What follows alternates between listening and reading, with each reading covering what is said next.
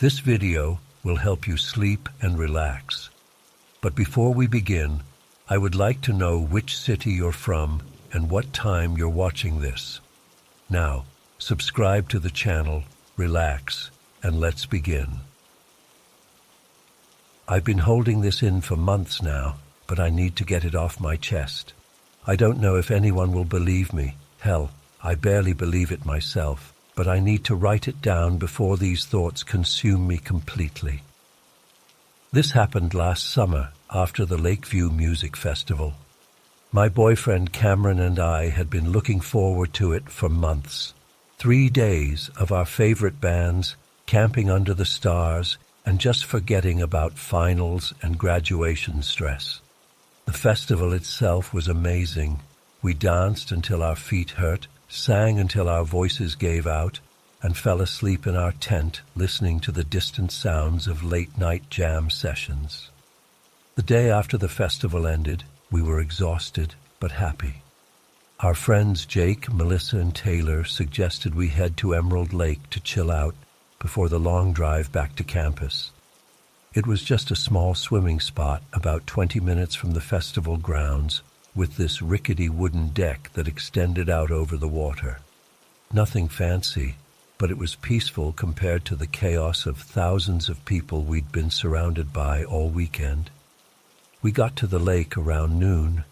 I remember checking my phone when we arrived, 12:14 p.m. I was wearing my favorite jean shorts over my black one-piece swimsuit, and I had tied my hair up in a messy bun because I wasn't planning on swimming. I was too tired, and swimming has never been my thing anyway. I've had this fear of drowning since I was a kid when I fell through some thin ice on a pond behind my grandparents' house. My dad pulled me out, but those few seconds of being under the freezing water, not knowing which way was up, it stuck with me. The lake was beautiful that day. The water was this deep green color that gave the place its name, and it was so clear you could see small fish darting around near the shore. There weren't many people there, just a couple of families and some other festival goers with the same idea as us. We all sat on that wooden deck, our legs dangling over the edge. Cameron had his arm around me, and Taylor was passing around a bag of chips. We were talking about our favorite performances from the weekend, scrolling through photos, just unwinding. Jake had brought a blue beach ball and they started hitting it around. I don't know exactly how long we'd been there when the ball went into the water, maybe an hour. The wind caught it mid-toss and carried it farther out into the lake than any of us expected. It wasn't super far, maybe 30 feet from the deck, but nobody immediately volunteered to go get it. I remember staring at that stupid blue ball bobbing on the water. The sun was reflecting off the surface, making these little flashes of light dance around it. For some reason, I stood up and said, "I'll get it." Cameron looked surprised. "You sure, babe? I can do it." But I was already pulling off my shorts. I don't know why I suddenly decided to be the one to retrieve it. Maybe I wanted to prove something to myself. Or maybe I was just caught up in the post-festival high where everything seemed possible. As I climbed down the ladder into the water, I felt the coolness shock my system. It was colder than I expected for a summer day. The bottom dropped away quickly, and I had to start swimming almost immediately. I'm not a strong swimmer. I can keep myself afloat and move forward, but that's about it. I remember Taylor saying something as I pushed off from the ladder, but I couldn't make it out clearly. It might have been, "Be careful," or "You got this." In my memory now, it sounds like she's already going for it, but I can't be sure. The distance to the ball seemed to grow with each stroke. My muscles were already sore from 3 days of dancing and walking, and I could feel the fatigue in my arms and legs. I kept telling myself, "Just keep your head up, don't drown. Just keep your head up, don't drown." Over and over, like a mantra. When I finally reached the ball, I felt a small surge of triumph. I grabbed it with one hand and started to turn back toward the deck. That's when it happened. I can't really describe the sensation accurately. It was like someone had suddenly changed the channel of my consciousness. There was this weird disconnection, not like fainting or blacking out, but more like a skip in time. Like when you're driving and suddenly realize you've gone several miles without actively remembering the journey. I felt certain, absolutely certain, that I had died in that moment, or at least that I had gone under the water and lost consciousness. It wasn't a thought or a fear, it was a deep knowing in my bones. I had drowned, I had died, and yet I was still there, treading water, holding the stupid beach ball. The sun was still shining. I could still see my friends on the deck. But something was wrong. Everything looked exactly the same, but felt fundamentally different. I swam back to the deck, each stroke feeling strange and mechanical. As I reached the ladder, Cameron reached down to help me up. His hand felt both familiar and foreign at the same time. When I got back onto the deck, I was shivering despite the warm air. "You okay?" Cameron asked, wrapping a towel around my shoulders. "You look like you've seen a ghost." I nodded, not trusting myself to speak. I handed the ball to Jake, who thanked me with a casual fist bump that made me flinch. Everything was normal, too normal, but I felt like I was experiencing it all through a thin pane of glass. We stayed at the lake for another hour or so.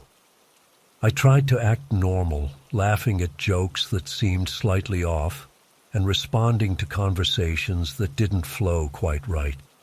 It was like watching a movie I'd seen before, but with tiny differences in the dialogue and camera angles.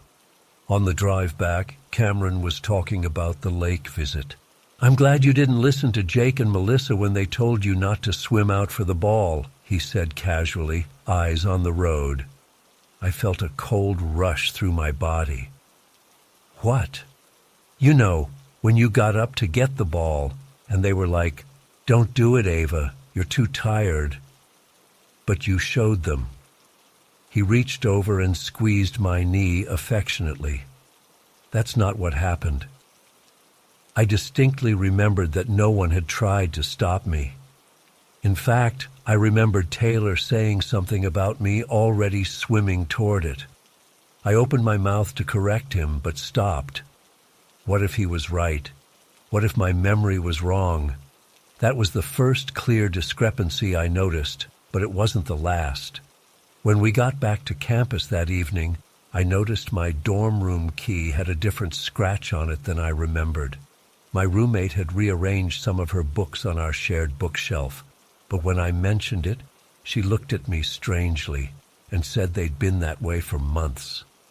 I tried to convince myself I was just overtired from the festival, that I was noticing things that had always been there, but that I'd overlooked before. But the feeling of wrongness persisted.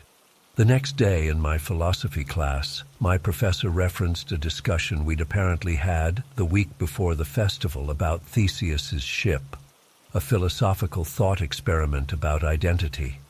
I had no memory of this conversation, yet my notes contained detailed information about it in my handwriting.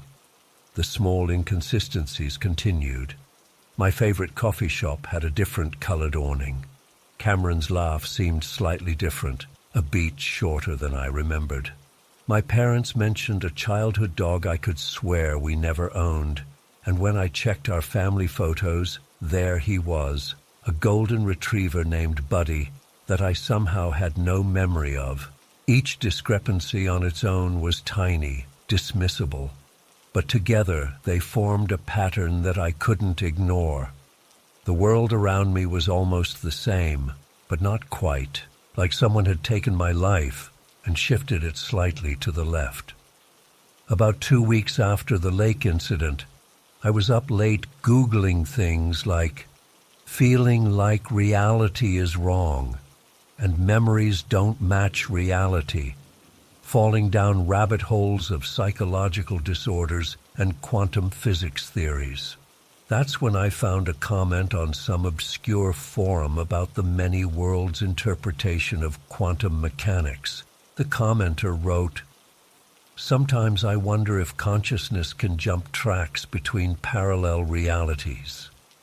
What if you died in one universe, but your consciousness jumped to the closest reality where you survived? You'd continue living, but things would be slightly different because it's not your original timeline." I stared at those words until my vision blurred. It was exactly what I had been feeling.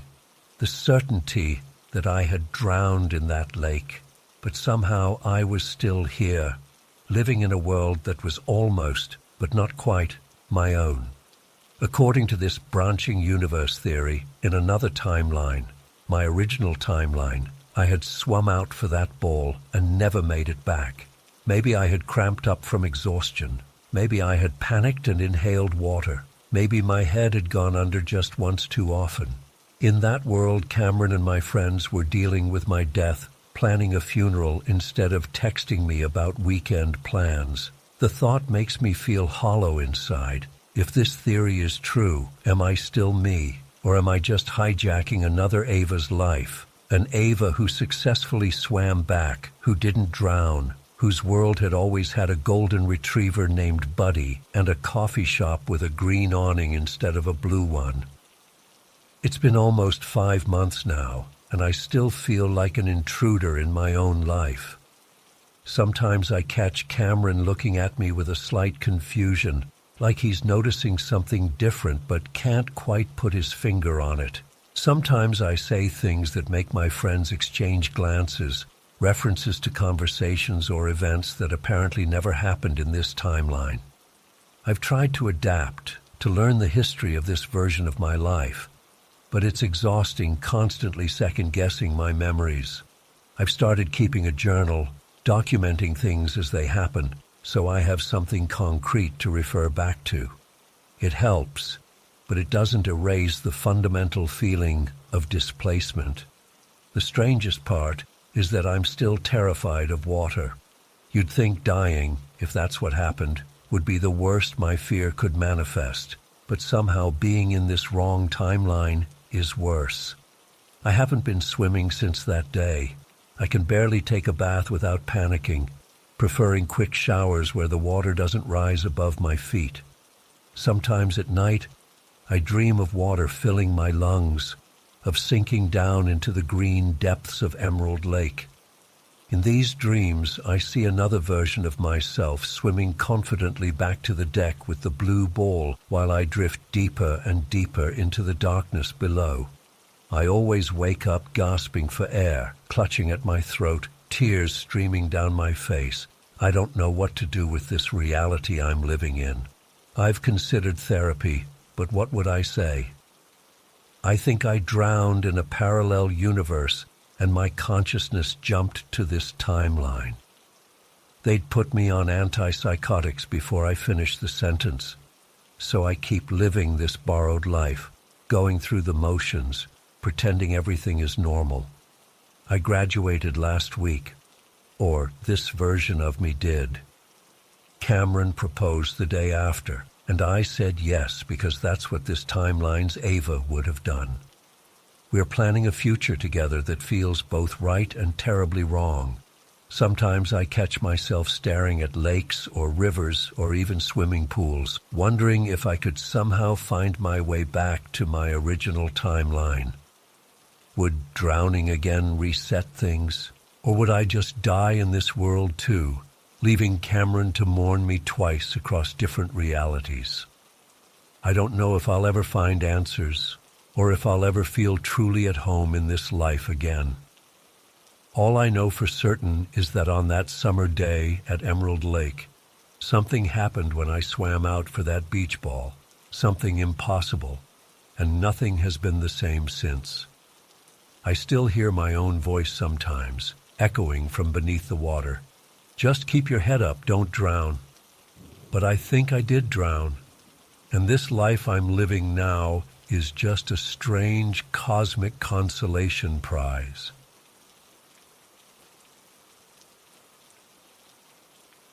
I've been debating for weeks whether to post this.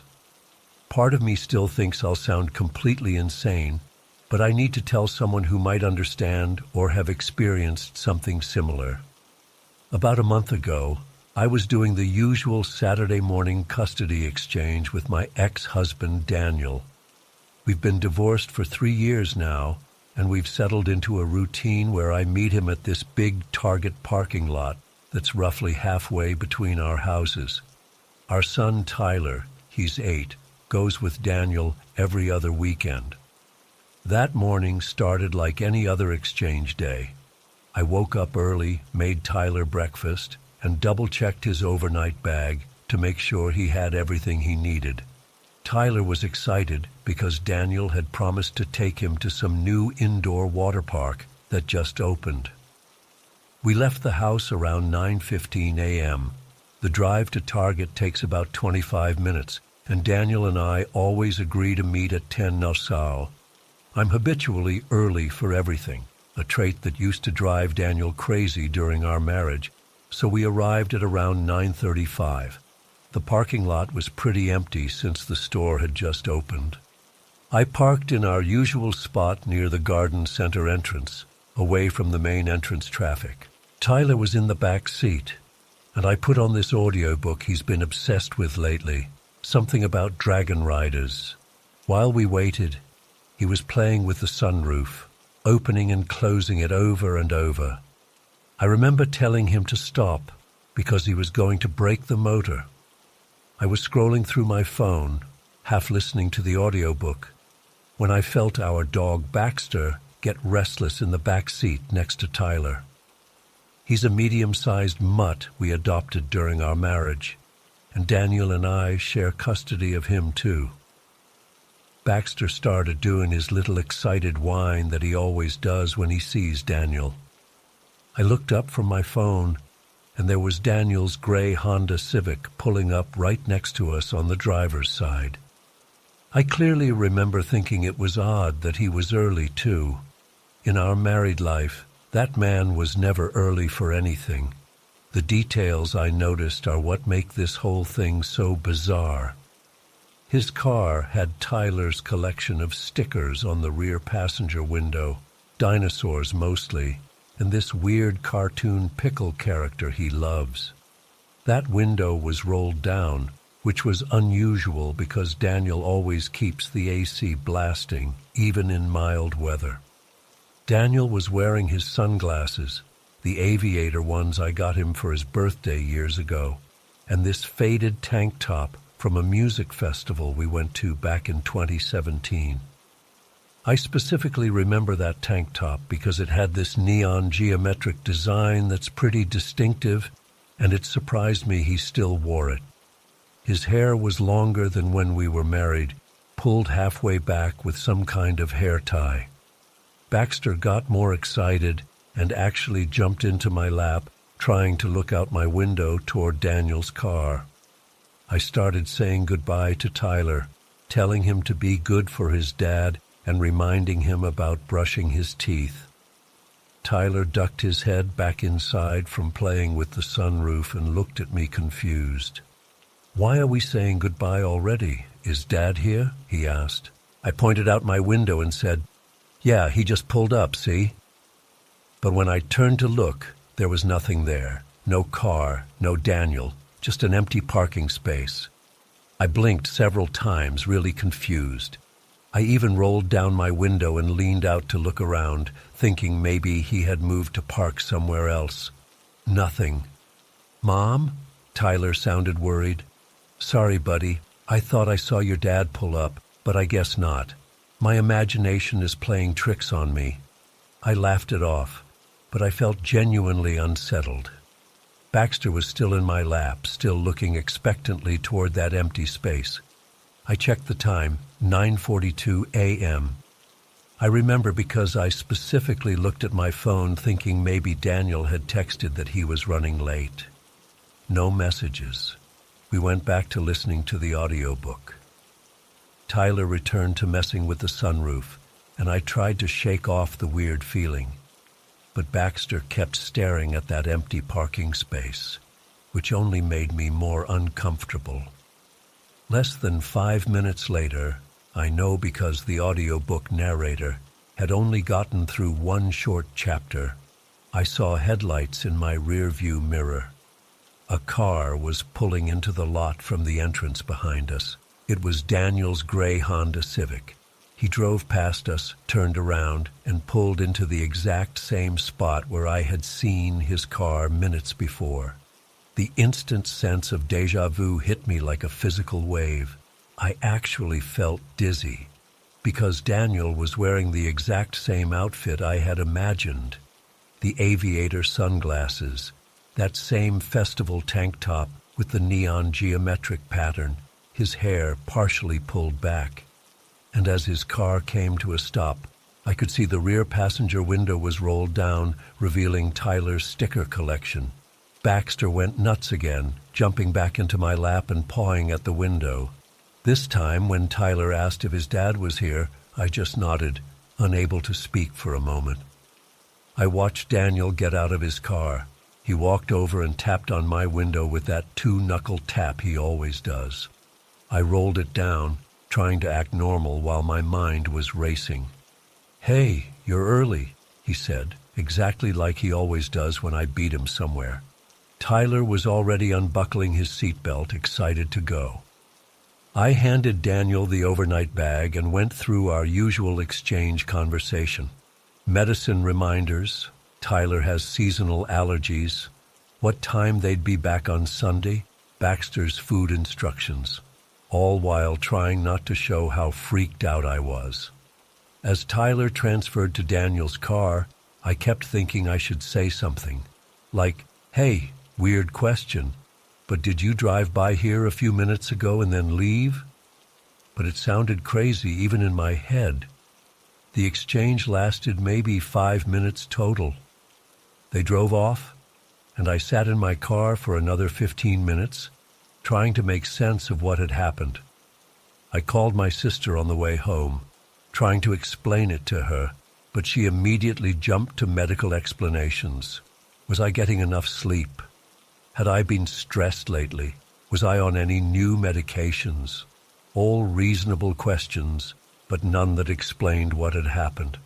Because here's the thing, it wasn't just me.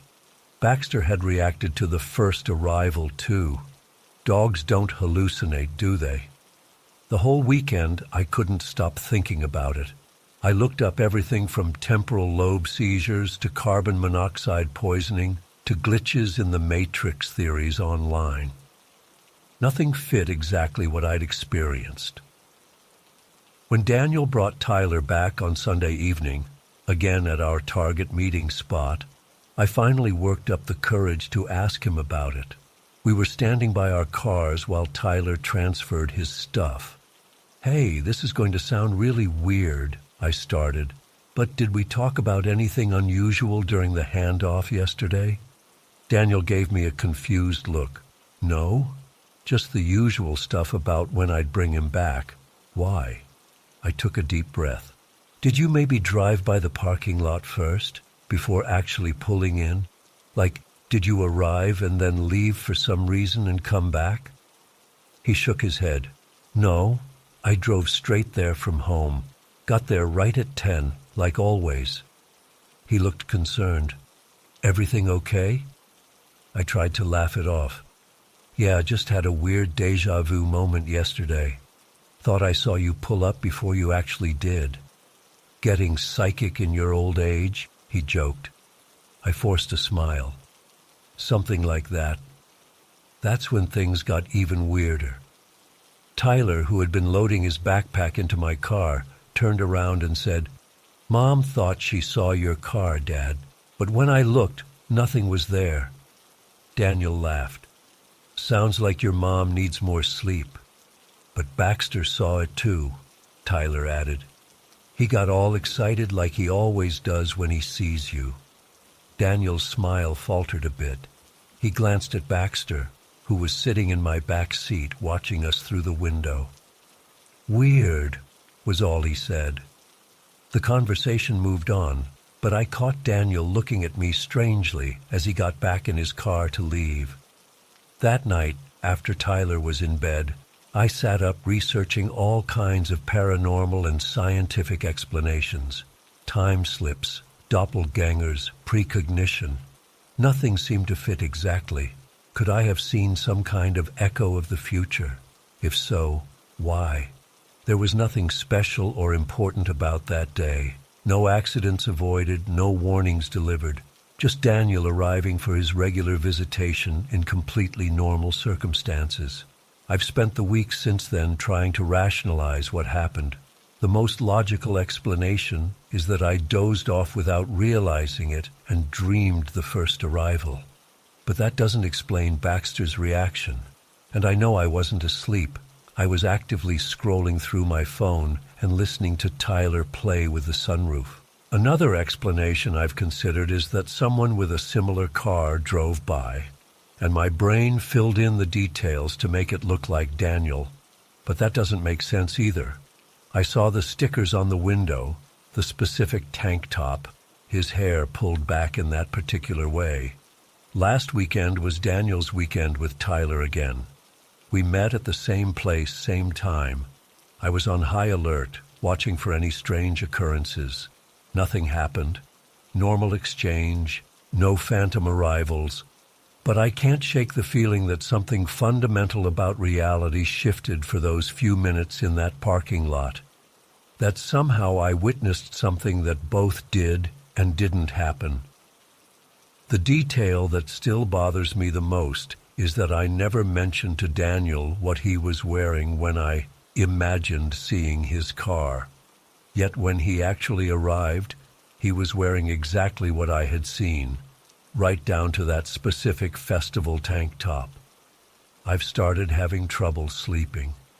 Every time I close my eyes, I see that moment of looking over at the empty parking space, the absolute certainty I had just seen his car there seconds before.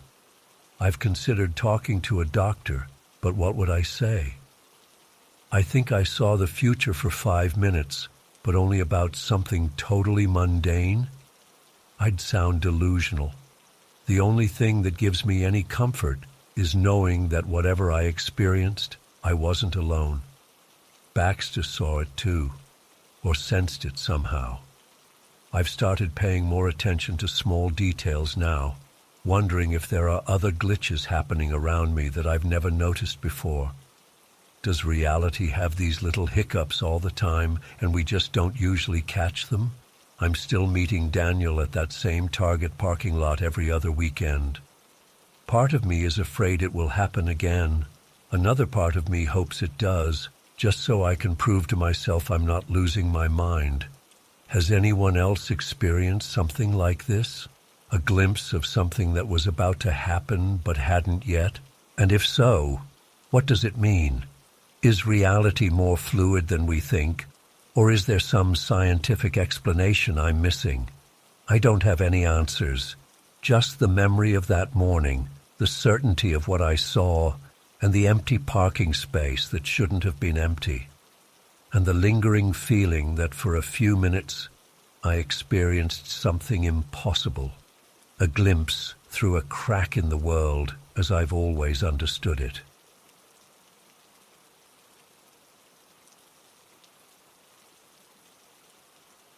I still can't believe what happened to me a couple weeks ago. I've been trying to make sense of it, but no matter how I look at it, there's just no logical explanation. I'm not the type who believes in supernatural stuff. I'm a biology major with a minor in chemistry, for crying out loud. But what happened with my hiking shoe has completely messed with my head. So I go to Blackwood Grove University. It's this gorgeous campus built across hundreds of acres of forest, rocky areas, and small ponds. One of the reasons I chose this school was because of all the outdoor activities you can do right on campus property. I've always been into hiking and rock climbing, and this place is perfect for that. About a month ago, Me and 5 friends from my dorm decided to do this full moon hike and climb out to Raven's Peak. It's this really beautiful rock formation that's about 30 kilometers from the main campus.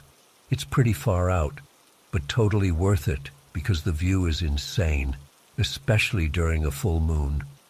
We left around 7 p.m., so we'd reach the top by moonrise. We got to the summit around 10 p.m., and it was absolutely gorgeous.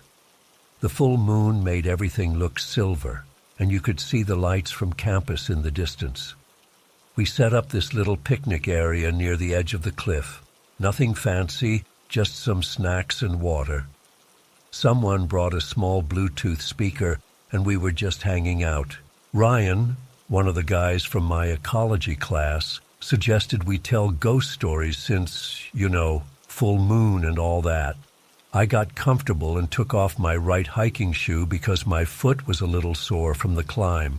I was sitting cross-legged on this flat rock, just listening to everyone's stories.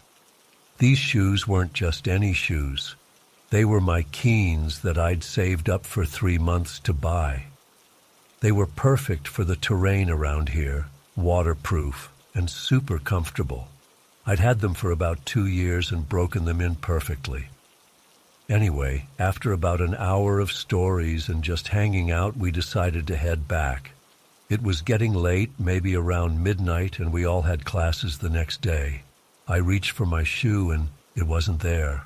I started panicking, shining my phone flashlight everywhere, and my friends helped me look. We finally realized it must have somehow gotten kicked off the edge of the cliff during all our moving around. I was so upset. That cliff drops about 200 feet to a rocky area below. There was no way I was climbing down there in the dark, and honestly, the shoe would probably be destroyed anyway from the fall. My friends felt bad, but what could they do? I had to hike all the way back with one shoe on and one sock-covered foot. Let me tell you, that was not fun. My sock was completely destroyed by the time we got back, and my foot was bruised and cut up from walking on rocks and sticks. Back at the dorm, I threw my remaining shoe under my bed in frustration. I couldn't afford a new pair. I'm on a tight scholarship budget, and my parents are already helping me with textbooks this semester. I was going to have to wear my running shoes for hikes until I could save up again, which sucked because they have 0 ankle support and terrible traction. Fast forward 2 weeks. I'd kind of accepted the loss of my shoes and was walking back from my afternoon biochem lab toward the dining hall. It was around 5 p.m., and I was taking the nature path that cuts through a small wooded area on campus. This path is maybe a 10-minute walk from my dorm and nowhere near the direction of Raven's Peak. I was actually thinking about my lost shoe at that exact moment, wondering if I should just bite the bullet and ask my parents for an early birthday present. I'm not even kidding. As soon as that thought crossed my mind, I looked up, and there it was, my shoe, just sitting there perfectly upright in the middle of the path, not tossed to the side, not partially buried, not damaged at all. It was sitting there like someone had just taken it off and placed it carefully on the ground. I froze completely. My brain couldn't process what I was seeing. I looked around to see if someone was playing a prank on me, but there was no one. The path was empty except for me. With shaking hands, I picked up the shoe. It was definitely mine. It had the same worn tread pattern, the same little pen mark on the toe where I'd accidentally dropped a marker on it last semester, and even the same knot in the laces that I tie in a specific way. The shoe wasn't dirty or damaged like it should have been if it had fallen 200 feet onto rocks and then somehow magically traveled 30 kilometers back to campus. It looked exactly like it did the night I lost it, maybe even cleaner. I literally ran back to my dorm room, my heart pounding the whole way. When I got there, I dropped to my knees and looked under my bed where I'd shoved the other shoe. It was still there, exactly where I'd left it. I pulled it out and placed both shoes side by side on my bed. A perfect matching pair, identical in every way, down to the wear patterns on the soles. My roommate Jen came in and found me just staring at the shoes. She got concerned because I must have looked like I'd seen a ghost. When I told her what happened, she suggested that maybe one of my friends from the hike found it somehow and was playing a prank. But that made no sense. Why would they wait 2 weeks? And more importantly, how would they have found it at the bottom of that cliff? None of us had been back there since that night. I texted everyone from the group anyway. All 5 of them denied having anything to do with it. Ryan even reminded me that he saw me looking for the shoe that night, and we all concluded it had fallen off the cliff. No one had gone back to look for it. I started thinking of other explanations. Maybe someone else found a shoe that looked exactly like mine and just happened to leave it on that specific path. But what are the odds of finding the exact same model, size, with the same wear pattern and pen mark? And why would they place it in the middle of the path like that?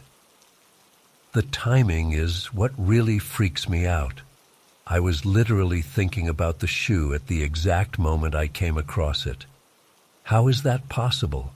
It's like the shoe heard my thoughts and appeared. Some of the upperclassmen here talk about these local legends they call the rock gods, supposedly ancient spirits that dwell in the rocky outcroppings around campus. Most students treat these stories as jokes, but there are a few who take them seriously. They claim the rock gods sometimes return lost items if they think you deserve them back. I never believed those stories before, but now I don't know what to think. One senior told me that time and space work differently for these ancient spirits, and that they can bend reality when they want to. It sounds completely ridiculous, but how else can I explain what happened? I've also wondered if maybe there was some kind of weird, fold in reality. Like maybe the shoe never actually fell off the cliff that night, but somehow appeared to have disappeared, only to reappear where it was supposed to be all along. I know that sounds like sci-fi nonsense, but I'm desperate for any explanation at this point. The whole thing has me questioning my sanity. I've gone over that night 1,000 times in my head. I know I lost that shoe. We all looked for it. It wasn't on that rock or anywhere around the summit. It was gone. And yet, there it was. 2 weeks later, 30 kilometers away, in perfect condition, directly in my path. I've been sleeping with my bedroom light on since it happened. I can't shake this feeling that I'm being watched by something. Every time I go hiking now, I leave a small pebble at the base of any significant rock formation I pass, a little offering to whatever might be out there. I know it's silly, but it makes me feel better. I still wear those shoes when I hike. I probably shouldn't. They feel different now somehow, like they're not just shoes anymore.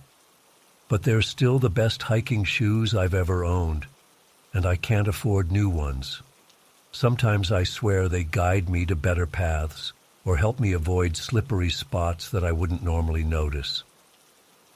Last week, I lost my student ID card somewhere between the science building and my dorm. I retraced my steps twice and couldn't find it. That night, I jokingly thought about my shoe incident before going to bed, kind of half wishing whatever brought my shoe back would do the same for my ID.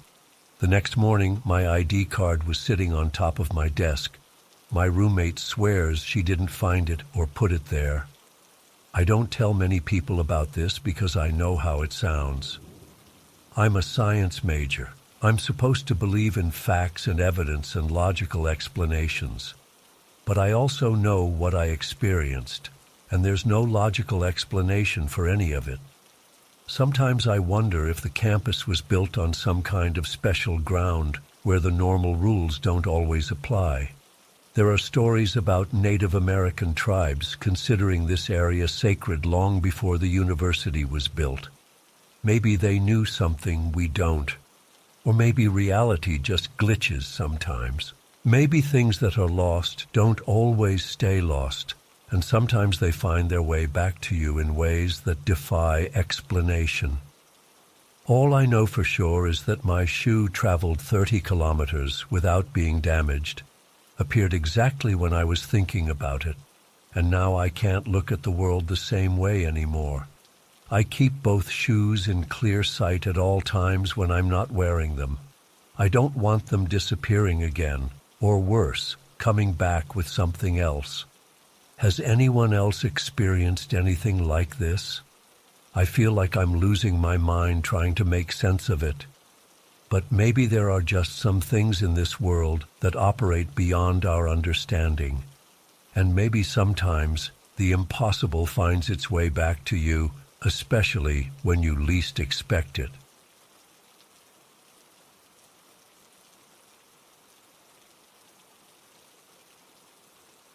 I don't even know why I'm writing this down. Maybe someone out there has experienced the same thing and can tell me I'm not losing my mind. Maybe putting it all down will help me make sense of what happened yesterday. The worst day since this whole nightmare began. I've lived in Ravenwood my entire life. It's a small place where nothing much happens, which is exactly why what's happening to me feels so wrong. For over a year now, I've been experiencing something I can only describe as time theft. It started small. I'd check my phone, see it was 3:15 p.m., then answer a quick email or scroll through social media. When I looked up, it would be 3:45. Half an hour gone in what felt like 5 minutes. At first I brushed it off. We all zone out sometimes, right? I'm 28, work from home as a graphic designer, and live alone except for my dog, Max. It's easy to lose track of time when you're not accountable to anyone, but then it kept happening, more frequently, with larger chunks of time. I'd take Max for his walk around the block, something that consistently takes 20 minutes, and somehow return 50 minutes later. I'd start cooking dinner at 6:30, do what felt like 15 minutes of prep work, and suddenly it would be 7:15. The weirdest part? The amount of work done always matched what should have taken me the actual elapsed time. Like, I'd have a fully chopped onion and diced vegetables, but with no memory of doing most of it. I started to get worried, so I began documenting everything. I've got a whole journal now filled with dates, times, activities, all the gaps. I even started setting timers on multiple devices, my phone, my Fitbit, the microwave, the stove clock, thinking maybe one of them was wrong, but they all showed the same thing. Time was disappearing. Last month, I went to my doctor. She ran tests, checked for seizures, did brain scans, blood work. Everything came back normal. She suggested stress or maybe early onset narcolepsy. But the sleep study showed nothing unusual. My therapist wondered if it could be dissociation from some past trauma, but I have no history of that. My friends think I'm just forgetful or getting so absorbed in tasks that I lose track of time. My mom suggested I might have undiagnosed ADHD, but I know what's happening isn't normal, because sometimes I have these flashes, brief glimpses of somewhere else, things I don't remember doing, people I don't know. Yesterday was different, though. Yesterday was when everything escalated to a level I can't ignore or explain away. I woke up at 7:30 a.m. as usual. I remember checking my Fitbit as I got out of bed. I took Max outside, made coffee, and sat down at my desk to start work. I had a project due by end of day, package design for a local brewery's new seasonal beer. Nothing complex. At 9:05, I got a text from my client asking for a progress update. I replied that I'd send a draft by noon. I remember looking at the clock on my computer as I typed this. 9:05 a.m. I turned back to my monitor, placed my hands on the keyboard, and it was 10:17 a.m. More than an hour gone in what felt like seconds. My heart started racing immediately. This wasn't like the other times where I could maybe convince myself I'd zoned out. This was instant. 1 second it was 9:05, the next it was 10:17. The worst part? The design I'd been working on was completely different. Colors I hadn't chosen, layout changes I had no memory of making. It was still my style, still felt like my work, but I had absolutely no recollection of creating it. I got up feeling shaky and went to the bathroom to splash water on my face. As I looked in the mirror, I noticed something that made my blood run cold. I was wearing different clothes. I had gotten dressed in a gray t-shirt and jeans that morning. Now I was wearing a blue button-down I didn't even remember owning. I ran back to my desk and checked my phone. No new messages, no calls. Nothing to explain what had happened in the missing hour. I tried to calm down, telling myself maybe I was more tired than I thought. Maybe I'd changed and forgotten, but I know I didn't. I decided to take Max for a walk to clear my head. I grabbed his leash, called him from his bed, and checked the time. 10:22 a.m. We headed out the front door, down my street toward the small wooded park at the end of the neighborhood. I remember feeling the cool morning air, watching Max trot happily ahead of me, hearing birds singing. We reached the park entrance, and I checked my Fitbit again. 10:31. I figured we'd do one loop and head back, which would take about 20 minutes total. We walked maybe 10 steps into the park when everything shifted. The sunlight changed angle. The air felt warmer. Max was on the other side of me, and when I looked down at my Fitbit in confusion, it read 11:47 a.m., over an hour gone, in a single step. I froze, my heart hammering in my chest. Max was panting hard, like we'd been walking for a long time. His leash was wrapped around my hand differently, and I noticed dirt on my sneakers that hadn't been there before. Then I realized we weren't at the park entrance anymore. We were at the far side, near the pond, a good 15-minute walk from where we'd been. I felt sick, dizzy. This wasn't forgetting or zoning out. This was something else entirely. I turned to head home immediately, nearly running, pulling Max along with me. As I rushed back, I noticed something in my pocket hitting against my leg. I reached in and pulled out a smooth, round stone, black with a white stripe running through it. I'd never seen it before in my life. I got home at 12:01 according to my phone. The first thing I did was check my computer. The design was even further along now, almost complete. There were emails in my sent folder that I had no memory of writing, including one to my client with a draft of the design, sent at 11:15 a.m. I sat down hard in my chair, trying to make sense of what was happening. That's when I noticed a coffee mug on my desk, half empty, still warm. The mug was from the local diner across town. I hadn't been to that diner in months. I checked my bank account on my phone. There was a charge from the diner for $4.75 from 11:23 a.m. Somehow, during the time I lost, I had apparently walked Max through the entire park, found a strange stone, gone to a diner across town, bought coffee, and returned home to continue working on my design. But I had no memory of any of it. I called my best friend Kelly, my voice shaking as I tried to explain what was happening. She listened for a while before suggesting that maybe I should see a psychiatrist. "Harper," she said gently, "this sounds serious. People don't just lose chunks of time like that." I hung up, feeling even more alone. I knew how it sounded, crazy, delusional, but it was happening. I tried to focus on work, to act normal, but I kept checking the time obsessively. For about an hour, everything seemed fine. Then at 1:17 p.m., mid-keystroke. It was 2:42 p.m., another gap. This time, I found myself standing in my kitchen, not at my desk.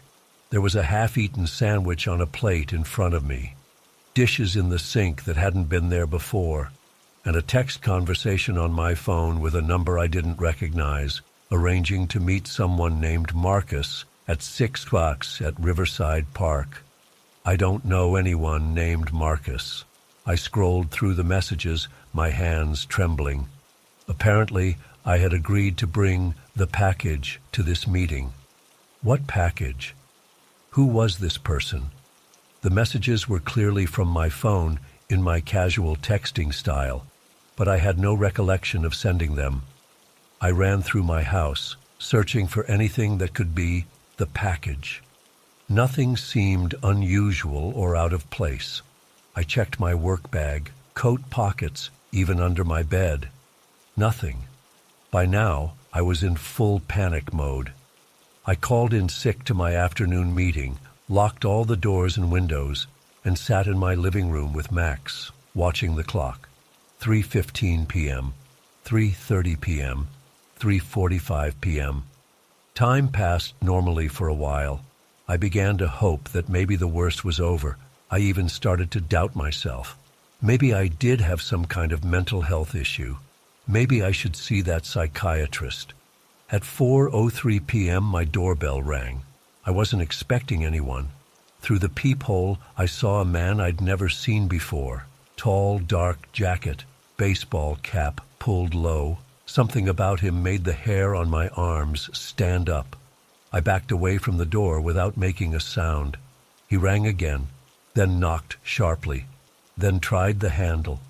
I held my breath, praying he would leave. After what felt like forever, he walked away.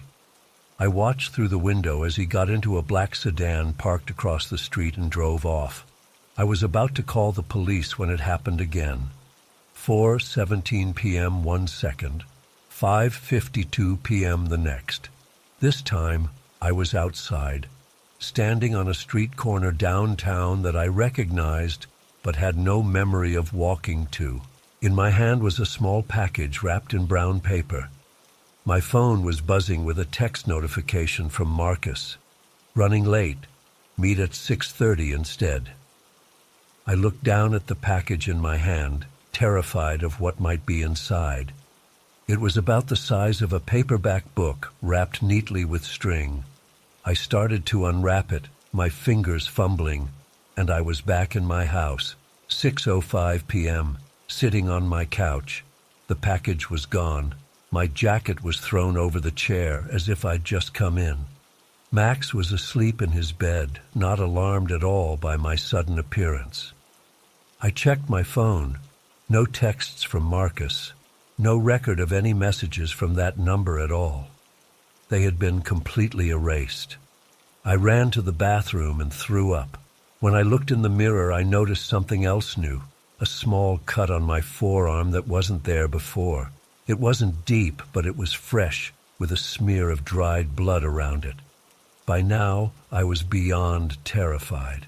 I was losing entire chunks of my day. My body was going places, doing things, meeting people, all without my knowledge or consent. I considered going to the emergency room, but what would I tell them? That I was missing time, that I might have delivered some mysterious package to a stranger named Marcus. I called Kelly again, begging her to come over. I needed someone else to witness what was happening to me. She agreed, saying she'd be there in 20 minutes. I paced the floor waiting, checking the time every few seconds. 6:10, 6:11, 6:12, then 6:13, 7:46. I was sitting at my kitchen table. Across from me was a half-eaten pizza, 2 plates, 2 glasses of wine, a note in Kelly's handwriting. Had to run, early morning tomorrow. Don't worry so much. Love you. I had no memory of Kelly arriving, no memory of ordering pizza, eating with her, talking with her, nothing. I ran to the bathroom and stared at my reflection. Was I going insane? Was I having blackouts? Some kind of split personality? But then I saw it. something I hadn't noticed before. Around my neck was a thin silver chain with a small pendant. I'd never seen it before in my life. I took it off with shaking hands and examined it. The pendant was a tiny silver clock face, frozen at 3:15. That's when my phone rang. Unknown number. I answered, barely able to speak. "Do you have it?" A man's voice, cold, professional. "Have what?" I whispered. A pause. Then, "This isn't a game, Harper. Where's the drive?" "I don't know what you're talking about," I said, my voice breaking. Another pause. "You took something that doesn't belong to you. We want it back. Check your left coat pocket." I nearly dropped the phone as I stumbled to where my jacket hung by the door. With trembling fingers, I reached into the left pocket and felt something small and metallic. I pulled out a USB drive. I don't understand," I said into the phone. "I don't know how this got here. I don't know what's happening to me." "You have 1 hour," the voice said. "Riverside Park. Come alone." The line went dead. I stared at the drive in my hand. What was on it? How had it gotten into my pocket? What had my body been doing during all those missing hours? It was 7:52 p.m. I had until 8:52 to decide what to do. I sat down at my computer and plugged in the drive. It was encrypted, password protected. Whatever was on it, I couldn't access it. I unplugged it and put it back in my pocket, trying to think. Should I go to the park? Call the police? What if I was involved in something illegal during my blackouts? What if this was something dangerous? I decided to go to the park, but stay hidden, watch from a distance. Maybe I could figure out who these people were, what they wanted. I put Max in his crate. I couldn't risk him during whatever this was, grabbed my keys, and headed out the door. It was dark now, a cool evening with a light fog rolling in from the river. Riverside Park was a 10-minute drive. I parked a block away and walked the rest, staying in the shadows. The park was mostly empty at this hour, a few joggers, a couple walking hand in hand, no one who looked like they were waiting for a USB drive. I found a bench partially hidden by bushes and sat down, watching. 8:45 p.m.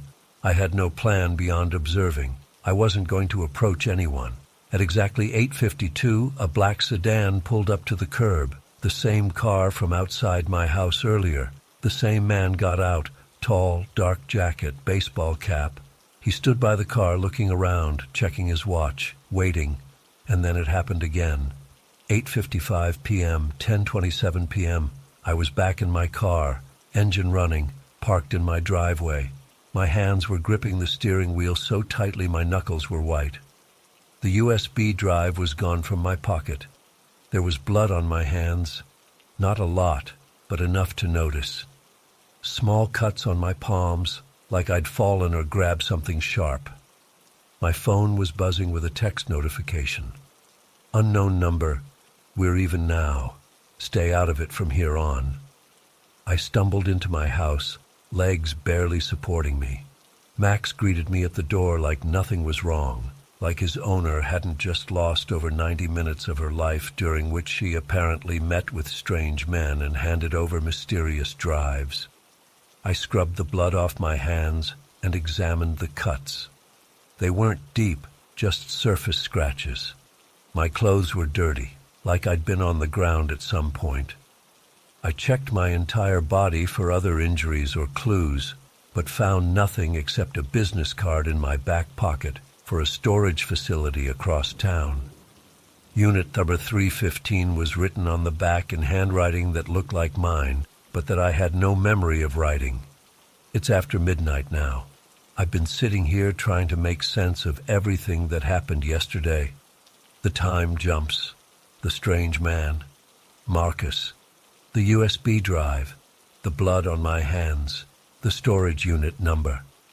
I don't know what's happening to me. All I know is that pieces of my life keep disappearing, and during those missing chunks, my body is doing things, meeting people, possibly getting involved in something dangerous. Am I losing my mind? Is someone drugging me? Is this some kind of elaborate gaslighting scheme? Or is something even more impossible happening? Am I actually slipping between different versions of reality? I'm afraid to fall asleep. Afraid of what I might do when I'm not here. Afraid that one of these times I'll jump forward and find myself in the middle of something I can't walk away from. Or worse, I'll jump forward and never jump back. The pendant is still here, the tiny clock frozen at 3:15. I don't know what it means, but I'm keeping it with me. Maybe it's a clue. Maybe it's a warning. All I know is that time isn't working right for me anymore. And I'm terrified of what might be happening during those stolen hours. What parts of my life I'm missing. What actions I'm taking without my knowledge or consent. If anyone has experienced anything like this, please help me understand what's happening before I lose more than just time. I still don't know how to explain what happened to me 3 days ago. I've been sitting on this experience, trying to make sense of it, but I can't. I haven't told anyone except my wife, and even she looks at me like I might need professional help. I need to get this off my chest, so here goes. Last Tuesday started like any other day until around 8 p.m., when my 1-year-old son Jake started coughing really badly. It wasn't just a normal cough. It was that seal-barking sound that terrifies any parent. My wife Emily was trying to calm him down while I was frantically Googling symptoms. We'd been through this before, and the pediatrician had told us to get children's cough medicine if it happened again. "Mark, we're out of the medicine," Emily said, bouncing Jake on her hip while he wailed. "Can you please go to Walgreens and get some? I'm worried about him." I grabbed my keys and headed out immediately. Our Walgreens is only about 5 minutes from our house, and I called Emily while driving to check if she needed anything else. "Just the medicine is fine," she said over Jake's crying in the background. "The orange one the doctor recommended last time. You know which one." "Got it. I'll be back in 15 minutes tops," I told her, pulling into the Walgreens parking lot. It was pretty empty. Just a few cars scattered around. As I was finishing my call with Emily, I noticed a woman struggling with a screaming toddler near a blue Honda. The kid was having a complete meltdown, arching his back while she tried to strap him in the car seat. "Looks like we're not the only ones having a rough night," I commented to Emily. "There's a mom out here dealing with a tantrum, too." "Misery loves company," Emily joked. "Hurry back, Jake feels really warm." I told her I loved her and would be quick. It was around 8:15 p.m. and the store closed at 10. As I approached the automatic sliding doors, they opened with that familiar whoosh sound. I stepped inside, and that's when everything changed. The sliding doors shut behind me with a different sound, more of a vacuum-sealed thunk than the normal mechanical slide. My phone, which had been in my hand seconds before, suddenly went dead. Not low battery, not powered off. Completely dead, like the electronics had been fried. But that wasn't what made my heart skip a beat. It was the store itself. The entire atmosphere had changed in an instant. The normal, bright, yellowish Walgreens lighting was gone, replaced by this cold, bluish, fluorescent glow that made everything look like it was underwater. The temperature dropped about 10 degrees, and I could see my breath forming little clouds. The most terrifying part? The store was completely empty. Not just free of customers. There were no employees either. No cashier, no pharmacist, nobody stocking shelves. Just complete stillness and silence. My first thought was that I'd walked in during some kind of emergency evacuation, but there had been no alarm, no announcement. I turned back to look outside through the glass doors, and my stomach dropped. The parking lot that had cars in it moments ago was now completely empty. The woman with the screaming child? Gone. My own car? Nowhere to be seen. Just an empty, dimly lit parking lot under a strangely dark sky. "Hello?" I called out, my voice sounding muffled, like the air was thicker somehow. No response. The only sound was a faint electrical hum from the lights overhead. I tried my phone again, pressing the power button repeatedly, but it remained dead. The screen wouldn't even light up to show a dead battery symbol. I shoved it in my pocket and tried to make sense of what was happening. The store layout was the same, but all wrong at the same time. The shelves were fully stocked, but the products weren't quite right. The labels looked similar to normal brands, but slightly off. Like someone had created generic versions with slightly altered logos and names. I picked up what appeared to be a box of Tylenol, but the label read Tylenol instead. I quickly put it back. My heart was pounding in my chest. I considered leaving, but something told me I needed to find the medicine for Jake. Maybe I was having some kind of stress-induced hallucination. I decided to walk toward the pharmacy section at the back. The sound of my footsteps seemed to echo much more than they should have in a space filled with shelves and products. I passed aisle after aisle of strangely labeled merchandise, the blue light making everything look washed out and sickly. "Is anyone working here?" I called out again, my voice cracking slightly. Still nothing. I reached the pharmacy counter, which was dark and abandoned. The security gate was pulled down. The computer screens behind the counter were on, but showing nothing but static. I felt a cold sweat breaking out across my forehead. What was happening? Had I walked into some kind of alternate reality? Was I having a stroke, a breakdown? I thought about Emily and Jake waiting for me at home, and panic started to set in. I needed to get out of here. I turned to head back to the front doors when I noticed something even stranger. The layout of the store seemed to have changed. The straight path I'd walked from the entrance was now curved, with aisles arranged in a pattern that made no logical sense. It was like being in a funhouse mirror maze, except nothing was distorted, just wrong. My breathing quickened, and I felt lightheaded. I chose a random aisle to walk down, hoping to find my way back to the entrance. The products on these shelves were all toiletries, but again, everything looked slightly off. Brands I almost recognized, but with subtle differences that made my skin crawl. Halfway down the aisle, I felt a strange pressure change, like when your ears pop on an airplane. The fluorescent light directly above me flickered once, twice, and then everything snapped back to normal, just like that. The cold blue light was gone, replaced by the warm yellow glow of regular Walgreens lighting. The strange silence was instantly filled with normal store sounds. The low hum of the refrigerator cases, faint music playing over the speakers, the beep of a scanner at the checkout. I froze, trying to process what was happening. I looked around, and there were people in the store now. An elderly couple examining vitamins a few aisles over. A teenager with headphones browsing snacks. A cashier at the front ringing up a woman's purchases. My phone vibrated in my pocket, making me jump. I pulled it out with shaking hands to see Emily's name on the screen. The phone was fully charged, working perfectly normally. "Mark? Mark, are you there? The line went dead earlier." Emily's voice came through, concerned. I couldn't speak for a moment. My mouth was dry and my thoughts were racing. "Mark? Hello? I'm here," I finally managed. "Sorry, I must have lost signal for a minute.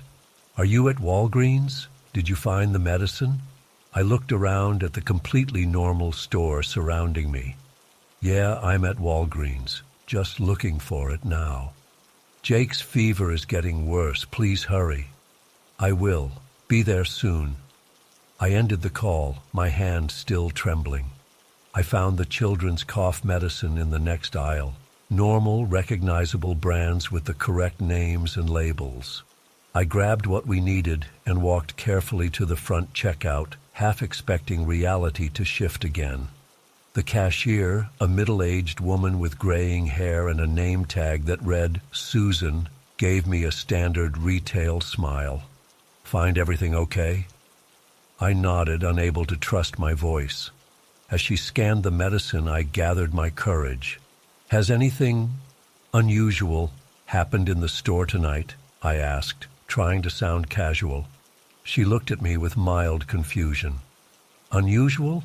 No, it's been pretty slow, just the usual Tuesday night crowd." She gestured to the handful of customers browsing the store. "Did the power go out at all? Or, I don't know, anything strange with the lights?" Now she was looking at me with slight concern.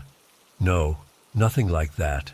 Are you feeling all right, sir? You look a little pale." "I'm fine," I said quickly. "Just worried about my sick kid at home."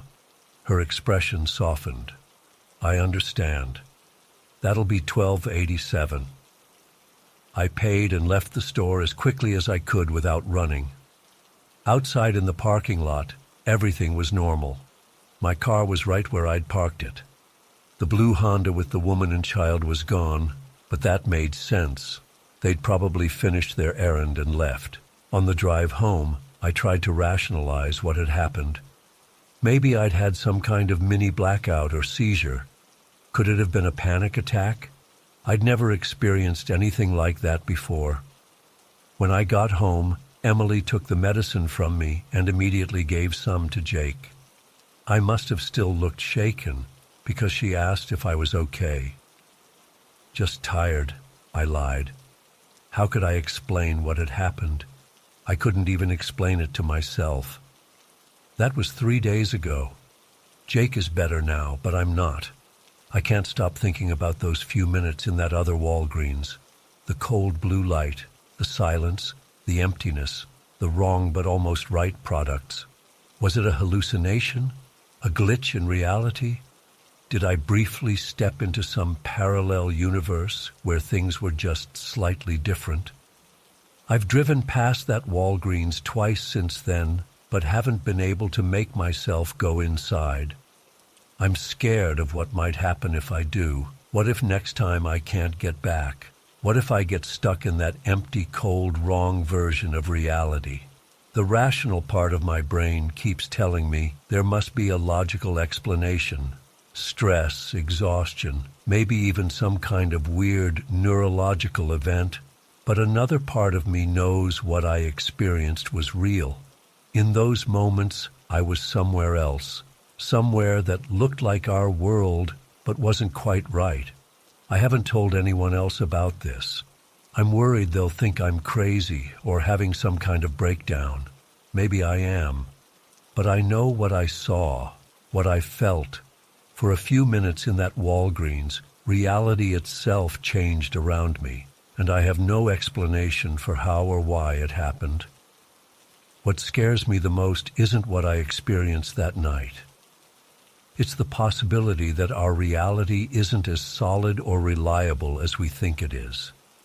That there might be cracks or thin spots where something else bleeds through. And that next time, I might not make it back. I find myself constantly checking my surroundings now, looking for any signs that things aren't quite right. Slightly off-brand products, unusual lighting, too much silence. Every time I enter a store, I hold my breath for a moment, waiting to see if the world will change around me again. So far, it hasn't, but I can't shake the feeling that whatever happened that night at Walgreens wasn't just a one-time thing, that somehow I glimpsed something I wasn't supposed to see, a layer of reality most people never notice, and now that I've seen it, I can't unsee it. I don't know if anyone else has experienced anything similar. If you have, please let me know. I need to understand what happened to me, because until I do, I'll be living in fear that at any moment the world around me might suddenly shift again. And next time, I might not find my way back home. I still don't know how to explain what happened to me 3 weeks ago. I've been debating whether to share this at all, because it sounds completely insane. But I need to get this off my chest. I haven't told anyone except my husband, because I'm terrified people will think I'm losing my mind. It was a Tuesday evening around 5:30 p.m. I remember the time clearly because I'd just gotten off a work call that ran late, and I was rushing to fix my hair before we had to leave for dinner at my sister's house at 6:30. Nothing unusual about the day, typical suburban life stuff. I had a meeting in the morning, worked from home in the afternoon, and was just trying to look presentable after a day of being hunched over my laptop. I was in our master bathroom, which has this small window that faces our driveway. It's frosted on the bottom half for privacy, but clear on top so you can see out. I was putting my hair up, trying to tame it with some clips, when I heard the familiar sound of Daniel's car pulling into the driveway. The gravel makes this specific crunching noise that I'd recognize anywhere. I glanced out the window, and sure enough, there was my husband getting out of his Subaru. He'd mentioned going to Kroger after work to grab some wine to bring to my sisters. Through the window, I could see him holding a green Kroger bag in his left hand, and he did that thing he always does. Switched the bag to his right hand so he could fish his house keys out of his left pocket. He was wearing his navy blue work jacket and khakis, standard Daniel work attire. I even noticed he'd gotten a haircut, which I'd been nagging him about for days. His hair was shorter on the sides than it had been that morning. Then I heard the front door open, the familiar jingle of his keys, and the sound of grocery bags hitting the kitchen counter. I heard his wallet and keys clatter onto the table by the door, where he always puts them. I even heard the fridge open, which he does every time he comes home, almost like a reflex. "Hey, baby," I called out, not too loud, just my normal voice. Daniel didn't answer, but that's nothing unusual. His hearing isn't great, especially when he's distracted. I figured he was putting away groceries or checking his phone. I put one more clip in my hair to hold back this one stubborn strand, checked myself in the mirror, and stepped out of the bathroom to go greet him. I was thinking about asking if we needed to leave a few minutes early because of traffic, but when I walked out of the bathroom into our bedroom, something felt off. The lighting was different. It was dimmer, like the sun had suddenly dipped behind a cloud. I remember feeling a weird sensation in my stomach, like that falling feeling you get when you miss a step going downstairs. I made my way to the kitchen, calling out again, "Daniel?" No answer. When I reached the kitchen, the lights were off, and Daniel wasn't there. No grocery bags on the counter, no keys or wallet on the table, nothing. The kitchen was exactly as I'd left it when I went to do my hair. The coffee mug I'd abandoned was still sitting there, half full and cold. My heart started racing. I'm not normally an anxious person, but in that moment, I felt like I couldn't catch my breath. I thought maybe I'd imagined the whole thing, the car, Daniel coming home. Maybe I was more tired than I realized. That's when I noticed the driveway was empty through the kitchen window. No car, no Daniel. I stood there frozen, trying to make sense of what was happening. Had I fallen asleep doing my hair? Was I dreaming? But everything felt so real, so normal until that moment. Then I saw headlights coming down our street and turning into our driveway. It was Daniel's car, but that was impossible because I'd just seen him come home. I grabbed the edge of the counter to steady myself. I felt dizzy, disoriented. I walked over to the living room and perched on the arm of our couch, facing the front window. I needed to see this with my own eyes. Through the window, I watched Daniel pull into the driveway exactly like before. Same angle, same parking spot. He got out of the car carrying a green Kroger bag in his left hand, and just like I'd seen minutes earlier, he switched the bag to his right hand to get his keys from his left pocket. He walked up to the house, following the exact same path across our lawn, even though I always tell him to use the walkway. Every movement was identical to what I'd already witnessed. My mouth went dry. My hands were trembling so badly I had to sit on them. This couldn't be happening. I heard the front door open, the jingle of his keys, grocery bags hitting the counter. His wallet and keys clattered onto the table. The fridge opened and closed. It was like watching a replay of something I'd already seen, except this time I was sitting in the living room instead of standing in the bathroom. When Daniel walked into the living room and saw me sitting there, he must have seen the terror on my face, because he immediately asked what was wrong. I couldn't even speak at first. My throat felt like it was closing up. "Victoria, what's wrong?" he asked, coming closer. "You look like you've seen a ghost." I managed to ask, "Did you just get home right now? Like, just this second?" He looked confused. "Yeah, just now. Why?" I burst into tears. I couldn't help it. The relief of having him there mixed with the absolute terror of what I'd experienced was too much. When I finally calmed down enough to talk, I told him everything. How I'd seen him come home, heard him in the kitchen, called out to him, and then found the house empty only to watch him arrive again, doing exactly the same things in exactly the same way. Daniel sat with me, holding my hands, listening without interrupting. When I finished, he didn't immediately dismiss it or tell me I was imagining things, which is one of the reasons I love him. "That's really scary," he said finally. "But look, I'm here now. I'm real." He squeezed my hands. "Maybe you dozed off for a second while doing your hair, or had a really vivid daydream." I wanted to believe that. I desperately wanted a logical explanation. But I know what I saw and heard. It wasn't a dream. I hadn't fallen asleep. I'd been standing up, actively fixing my hair, fully alert. We ended up calling my sister to cancel dinner. I told her I wasn't feeling well, which wasn't a lie. I felt sick to my stomach, shaky, like I had the flu coming on or something. Daniel ordered pizza, and we ate it on the couch while watching mindless TV. He was trying to make things feel normal again, but nothing felt normal. That night, I couldn't sleep.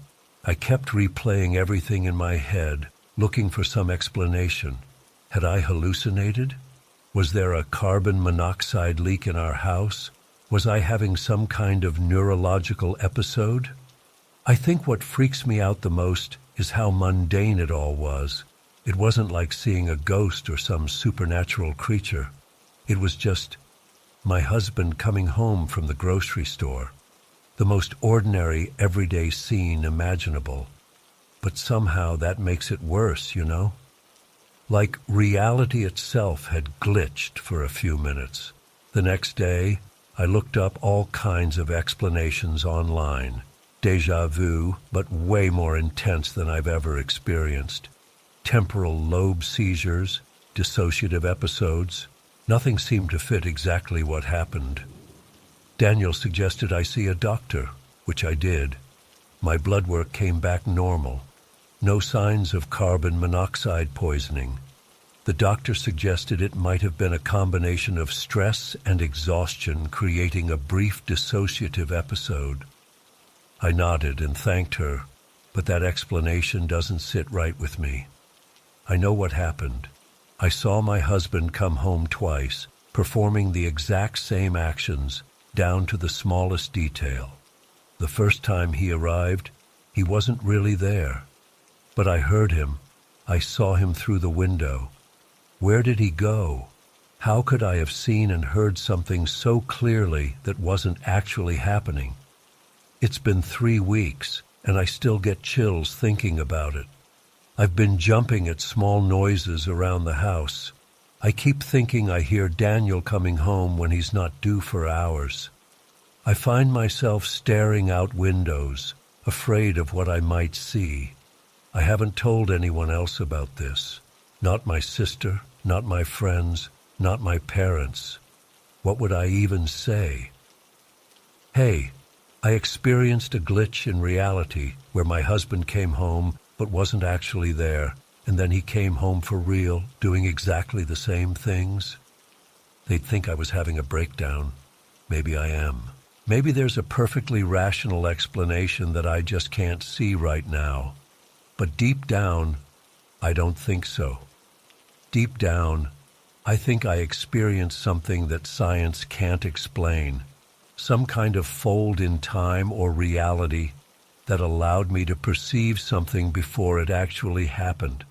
The worst part is the lingering doubt it's left me with. If that wasn't real, what else might not be real? How much of what I perceive can I actually trust? I find myself touching objects around the house, pressing my hands against walls as if to confirm they're solid, they're there. I look at Daniel sometimes and wonder, is he really here? Or am I seeing something that isn't actually happening? I used to think reality was fixed, stable, reliable. Now I'm not so sure. It feels like I got a glimpse behind the curtain, and I can't unsee it. Like for a brief moment, the programming of our reality had a glitch, and I was unfortunate enough to notice it. Daniel's been amazing through all of this. He doesn't dismiss my feelings or tell me to just get over it. He lets me talk about it when I need to, even though I know it makes him uncomfortable. He holds me when I wake up panicking in the middle of the night. But even with his support, I feel isolated by this experience. How do you move on from something like this? How do you process an event that challenges your fundamental understanding of how reality works? I keep replaying those moments in my mind, trying to find some detail I missed, some clue that might explain what happened. But the more I think about it, the more certain I am that there is no normal explanation. The hardest part to wrap my head around is the exact repetition. The identical motions, the same sounds, the same sequence of events. If it had been slightly different the second time, maybe I could convince myself I'd imagined the first time. But it was like watching a video being played twice, with every frame identical. I've started keeping a journal, documenting everything I remember about that evening, and noting any other strange occurrences since then. There haven't been any, thank God. I don't think I could handle another episode like that, but a part of me is always on alert now, always watching, waiting to see if reality will slip again. Sometimes I think about reaching out to people who study paranormal phenomena or quantum physics, but I'm afraid they'd just dismiss me as crazy too. And I don't want my experience to become some case study or curiosity. So I keep it to myself, carrying this impossible knowledge, this doubt about the nature of reality. And I watch my husband closely when he comes home each day, half expecting him to disappear or repeat himself. I don't know if I'll ever understand what happened that Tuesday evening. Maybe it was a one-time glitch in whatever system runs our reality. Maybe it was some kind of premonition or time slip, or maybe it was just my brain misfiring in a very specific and terrifying way. All I know is that I can never look at my ordinary life the same way again. Because now I know that behind the curtain of what we call reality, something strange is happening. And sometimes, if you're unlucky enough, you catch a glimpse of it.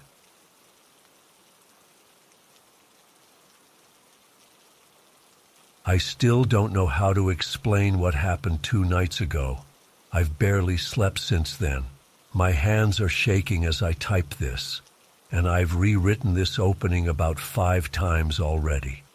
I need to get this out somewhere because I can't tell anyone I know without sounding completely insane. I'm not even sure I believe it myself, but I know what I heard. It was Thursday evening, around 8:30 p.m.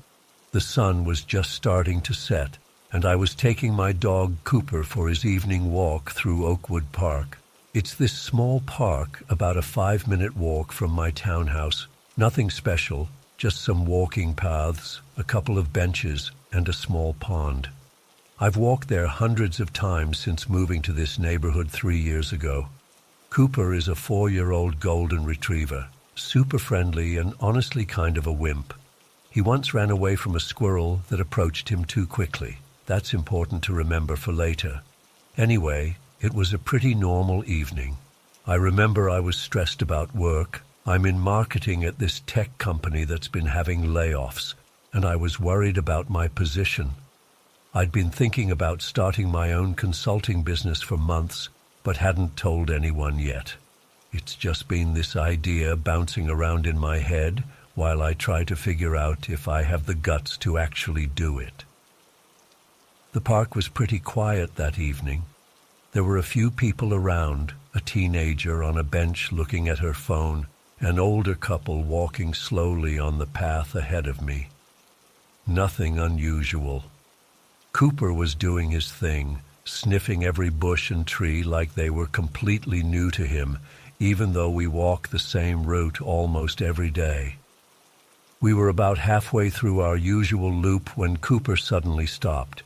His ears perked up and he tilted his head like he was listening to something. I tugged gently on his leash to keep going, but he wouldn't budge. That's when I heard the voices. They were coming from an area just off the main path, behind some trees near the pond, a man and a woman talking. I couldn't see them from where I was standing, but their voices carried in the evening air. I wasn't trying to eavesdrop, but as I stood there waiting for Cooper to start moving again, the man's voice made me freeze. It was my voice, exactly my voice. I know how crazy that sounds, but it wasn't just similar. It was identical. The same tone, the same slight raspiness I get when I talk for too long, the same way I tend to rush my words when I get excited about something. I even heard him laugh, and it was my laugh. That stupid, slightly wheezing laugh my college roommates used to make fun of me for. I thought maybe my mind was playing tricks on me. Maybe this guy just happened to sound like me. But then I heard what he was saying and my blood went cold. Yeah, Iceland was incredible. That glacier hike nearly killed me though. Remember when I slipped and almost fell into that crevasse?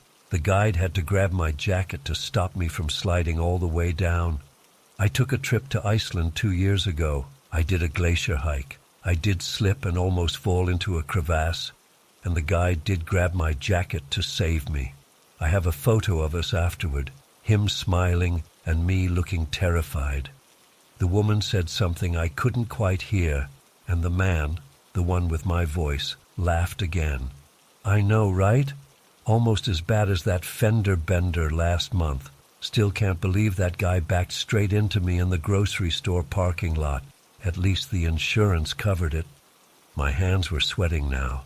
4 weeks ago, a guy backed into my car in the Safeway parking lot. The damage wasn't bad, just a dented bumper, but it was enough that I had to file an insurance claim. I should have left right then. Something was very wrong, and every instinct was telling me to grab Cooper and get out of there. But I couldn't move.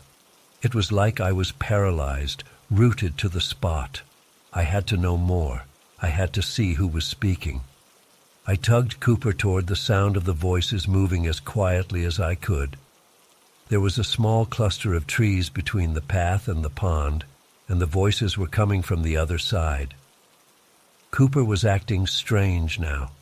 He was walking stiffly, his body tense. I'd never seen him like that before. When we got closer, I crouched down behind some bushes. I could see them now. A man and a woman sitting on a bench overlooking the pond. The woman had her back to me with long dark hair. The man was sitting at an angle where I could see part of his profile. He looked like me. Not exactly. His hair was a bit shorter, and he was wearing clothes I don't own. But the resemblance was strong enough that it could have been my brother if I had one. Same build, same posture, same way of gesturing with his hands when he talked. Then he said something that made my heart stop. I've been thinking about it for months, and I'm finally going to do it. I'm going to quit next week and start my own business.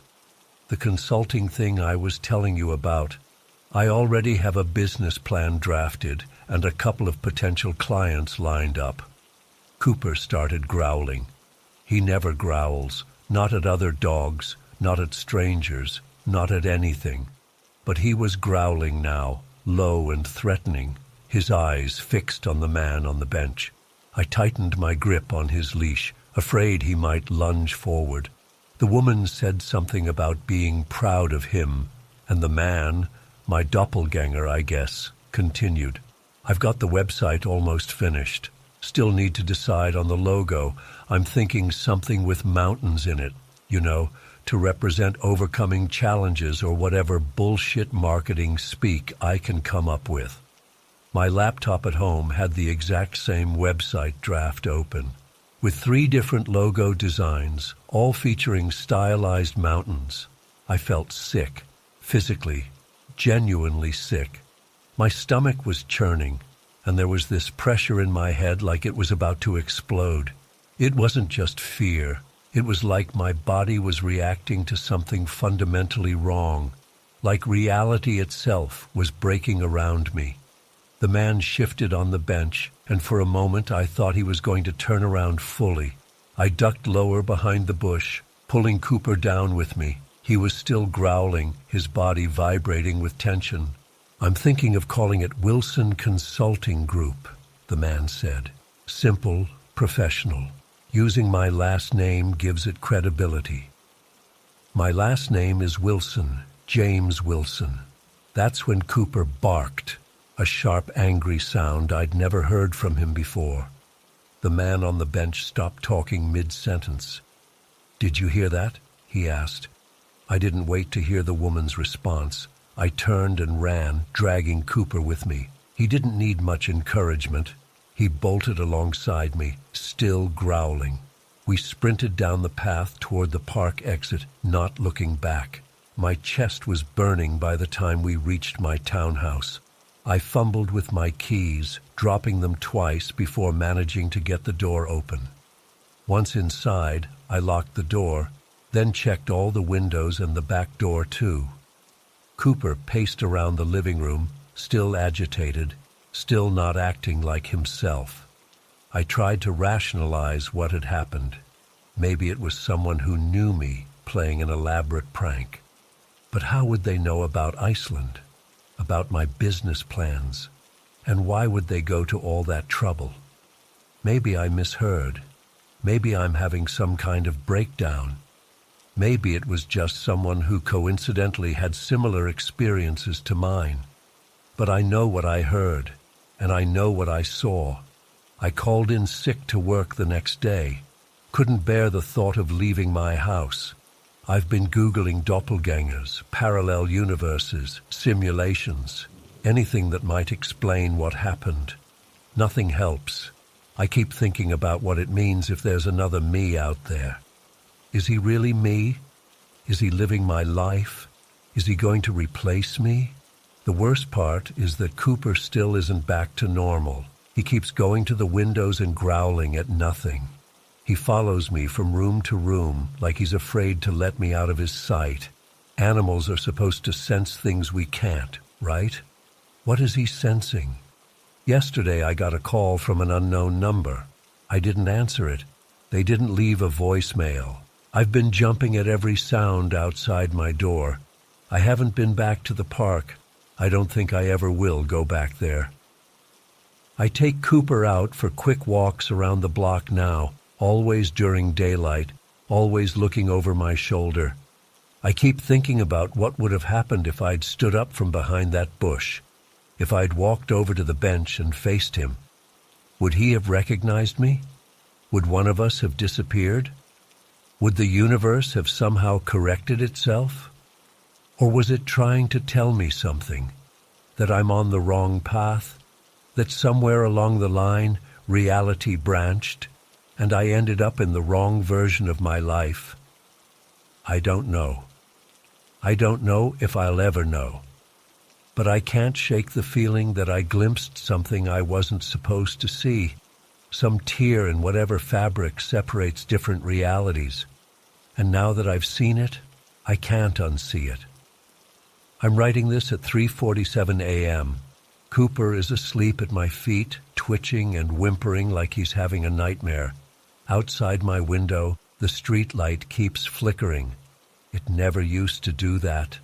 A few minutes ago, I thought I heard my own laugh coming from somewhere outside. I'm not going to check. I don't know what happens next. I don't know if that other James Wilson is out there living his life, starting his business, completely unaware that I exist. Or maybe he knows exactly who I am and what happened in the park. All I know is that nothing feels real anymore. My life, my memories, my plans for the future, they all feel like they could belong to someone else just as easily as they belong to me. If there can be two of us, why not three? Why not infinite versions? I'm not sleeping much. When I do, I dream about the park. In the dreams, I walk up to the bench and tap my doppelganger on the shoulder. He turns around and his face is blank, completely smooth, with no features at all. Then I wake up gasping for air. I'm thinking about moving, selling the townhouse, taking Cooper, and going somewhere far away, starting over with a new name, a new life. But would it even matter? Would he, the other me, just show up there too? I keep checking my reflection in mirrors and windows, making sure I still look like myself. I do, but somehow that's not reassuring anymore. Cooper just woke up suddenly and is staring at the front door, completely alert. I don't hear anything, but somehow I know he's out there, and I think he knows I'm in here.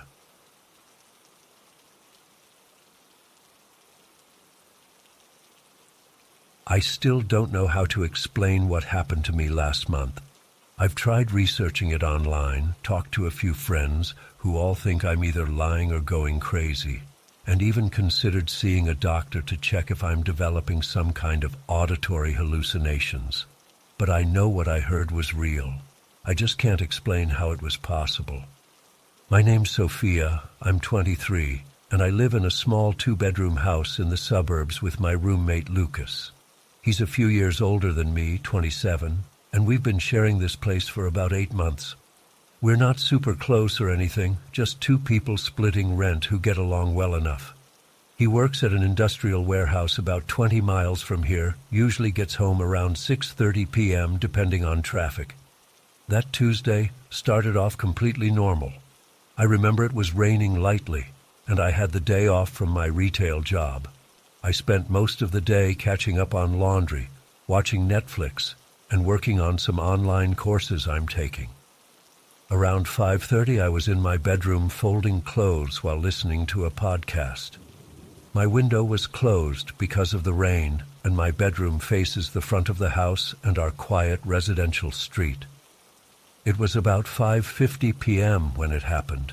I remember checking my phone just before, thinking Lucas would be home in about 40 minutes and wondering if I should start dinner or wait for him. I had just paused my podcast to reply to a text when I heard it. Lucas's voice, clear as day, right outside my window. "Fuck this goddamn piece of shit."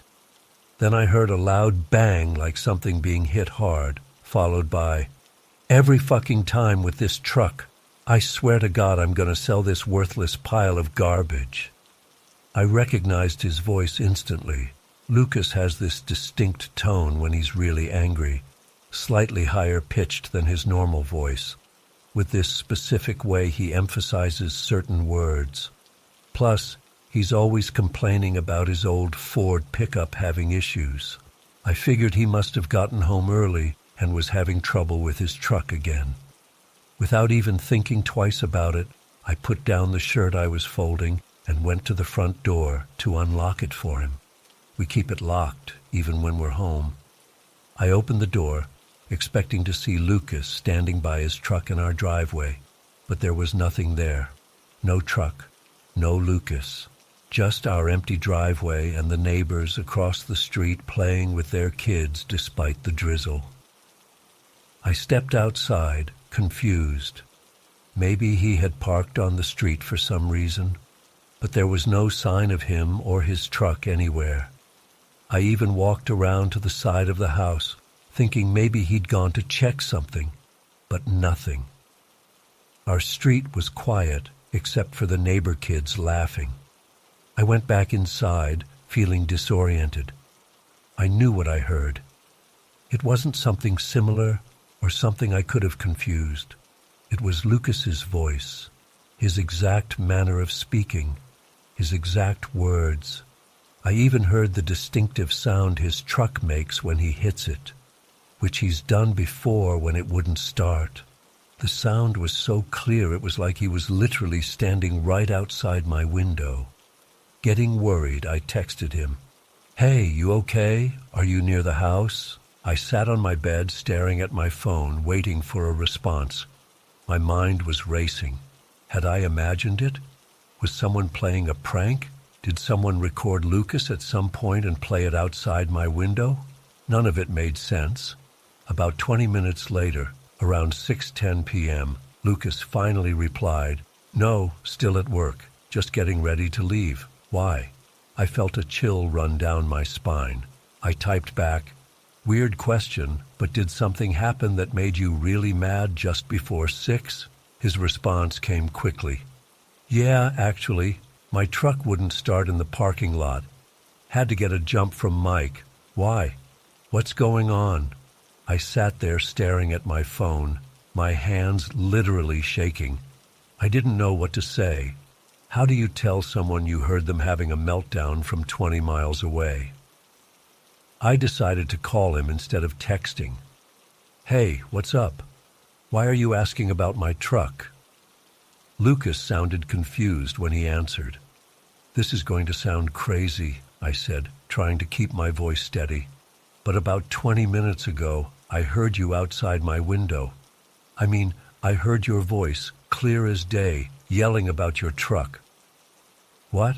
I've been at work all day. I'm just now walking to my truck to head home." "I know, that's why it's so weird. But I swear, Lucas, I heard you. You said, 'Fuck this goddamn piece of shit.' And then you hit your truck. And then you said something about selling it because it's a worthless pile of garbage." The line went completely silent. For a moment, I thought the call had dropped. "Lucas, you there? How?" His voice sounded different now, unsettled. "How do you know exactly what I said?" "That's word for word what I said when my truck wouldn't start. I literally punched the hood and said those exact words." My entire body went cold. I wasn't crazy. I had somehow heard him 20 miles away during rush hour, through closed windows, as clearly as if he'd been standing right outside. "I don't know," I said quietly. "I heard you, like you were right outside my window. That's why I texted you. I went to the door to let you in because I thought you were home early." "This is seriously freaking me out, Sophia," he said. His voice had that edge to it, the one people get when they're trying to find a logical explanation for something that has none. "Are you sure you didn't just, I don't know, dream it or something?" "I was wide awake folding laundry," I said. "I paused my podcast. I checked the time right before I heard you. It was 5:50. That's exactly when it happened. I checked the time right after because I was worried about hitting traffic if I didn't get on the road soon." We both fell silent, trying to process this impossible thing. "I'll be home in about 30 minutes, he finally said. "We can talk about it then." After hanging up, I sat on my bed, feeling like the ground had shifted under me. I've never believed in psychic abilities or supernatural stuff. I'm the kind of person who needs proof, who looks for rational explanations. But there was no rational explanation for this. I tried to distract myself by making dinner, but I kept replaying everything in my mind. I hadn't been tired or stressed. I wasn't on any medication. I hadn't been drinking. There was no way I could have known those exact words, that exact moment. When I heard Lucas's truck pull into the driveway around 6:45 p.m., I felt weirdly nervous, like meeting someone after you've accidentally read their diary or something. He came in looking tense, dropping his keys on the counter with more force than necessary. "So," he said, standing awkwardly in the kitchen doorway, "let's figure this out." We sat at our small kitchen table, and I went through everything again, exactly what I heard, when I heard it, how clear it was. "Maybe I called you accidentally," he suggested, "like a pocket dial or something." I shook my head. I checked my call history. Nothing. And anyway, how would I have heard you so clearly? Like you were right outside my window? There's no way a phone call would sound like that, especially if you didn't know you were on the phone. Maybe the neighbors were watching a video of me from some other time. When would anyone have recorded you having a meltdown about your truck? And why would they be playing it outside my window at the exact same time you were actually having a real meltdown 20 miles away? We went back and forth like this for almost an hour, trying to find any possible explanation. Lucas even checked his phone to see if he had any apps running that might have somehow connected to my devices. Nothing. "Did anything weird happen before you heard me?" he asked, rubbing his face tiredly. "Any strange noises, feelings, anything?" I thought about it. No, nothing unusual at all. It was a completely normal, boring day. I was just folding laundry, checked the time, and then heard you as clearly as I'm hearing you now. Lucas leaned back in his chair, staring at the ceiling. "This is some Twilight Zone shit, Sophia. I don't believe in supernatural stuff, but I can't explain this." "Me neither," I admitted. "And the weirdest part is that I didn't just hear similar words or a similar situation. I heard your voice, your exact words, at the exact moment you said them, 20 miles away." We both fell silent, the implications hanging in the air between us. If this could happen once, could it happen again? Was there some kind of connection between us we didn't understand? The questions were endless and unsettling. That night, I had trouble sleeping. I kept straining to listen, wondering if I'd hear something else, maybe Lucas dreaming in the other room, or his thoughts, or who knows what. But there was nothing, just the normal sounds of our quiet neighborhood. The next morning, Lucas avoided looking at me directly during breakfast. I could tell he was freaked out, maybe even wondering if he should find a new place to live. I didn't blame him. I was freaked out too. "I'm going to ask around," he said finally, rinsing his coffee mug. "See if anyone at work knows about anything like this happening before." I nodded. "I'll do some research online." But of course, neither of us found anything helpful. Lucas's coworkers just laughed and made jokes about me being psychic or us having some secret twin connection. My internet searches led me down rabbit holes about auditory hallucinations, psychic phenomena, quantum entanglement, and other theories that didn't really explain what happened. It's been about 3 weeks now, and it hasn't happened again. No more disembodied voices, no more inexplicable connections. Sometimes I catch Lucas looking at me strangely, like he's wondering if I can hear his thoughts. I've started to notice that he'll sometimes mutter something under his breath, and then glance at me quickly to see if I react. I still don't have an explanation. I've considered every possibility I can think of. Was it some weird atmospheric phenomenon that carried sound waves over an impossible distance? Was it some kind of psychic connection that opened briefly between us? Did I somehow project my consciousness to where Lucas was without realizing it? Is there something about our house, some kind of acoustic anomaly? None of these make any scientific sense, and yet it happened. I heard him, word for word, action for action. At the exact moment it happened 20 miles away.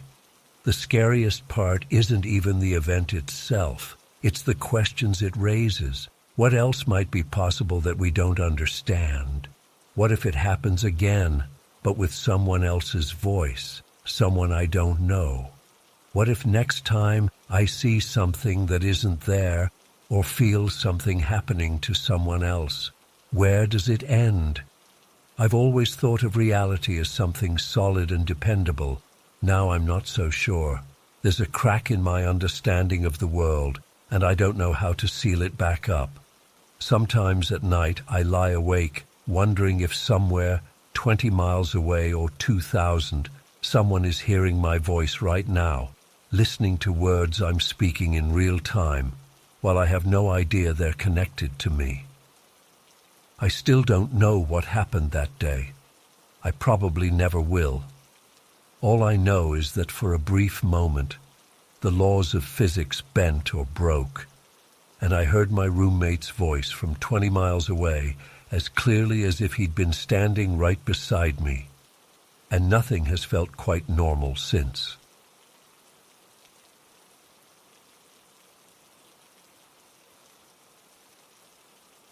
I still feel sick when I think about what happened to me last Thursday. I've been putting off writing this down because I keep hoping there's going to be some normal explanation, but it's been almost a week and I'm still completely freaked out. I'm 17 and live with my mom and younger sister Emma in a regular 2-story house in Westfield. Nothing special about our neighborhood, just normal suburban houses with normal families. We've lived here for about 4 years, and I've never experienced anything weird until now. That day started like any other Thursday. I got home from school around 3:30 while Mom took Emma to hockey practice. They usually get back around 6, so I had the house to myself for a couple hours. This is pretty much our routine 3 days a week. I grabbed a snack from the kitchen, let our dog Rocky out into the backyard for a few minutes, then settled in my bedroom to tackle my physics homework. Rocky followed me upstairs and flopped down in his usual spot by my desk. He's a golden retriever, about 5 years old, super chill most of the time. My bedroom is on the second floor at the end of the hallway. From my desk, I can see part of the staircase through my open door. Our house has this weird layout where sound carries really well from the entryway up the stairs. You can hear people coming in the front door super clearly from the second floor. I'd been working on my homework for maybe an hour. It was getting dark outside, around 4:45 p.m., and I remember thinking I should probably turn on more lights soon. Rocky was snoring softly beside me, and I was deep into solving some equations. That's when I heard it. "Rocky, there's my good boy. Come here, Rocky." It was Emma's voice, unmistakably Emma's voice, with that high-pitched, excited tone she always uses when she greets our dog after being gone all day. I heard it crystal clear, like she was standing right at the bottom of the stairs. I didn't even think twice about it at first. Just assumed Mom and Emma had come home early from practice. Rocky's head instantly perked up at the sound of his name, and he scrambled to his feet, tail wagging furiously. He bolted out of my room and down the hallway toward the stairs, nails clicking against the hardwood floor.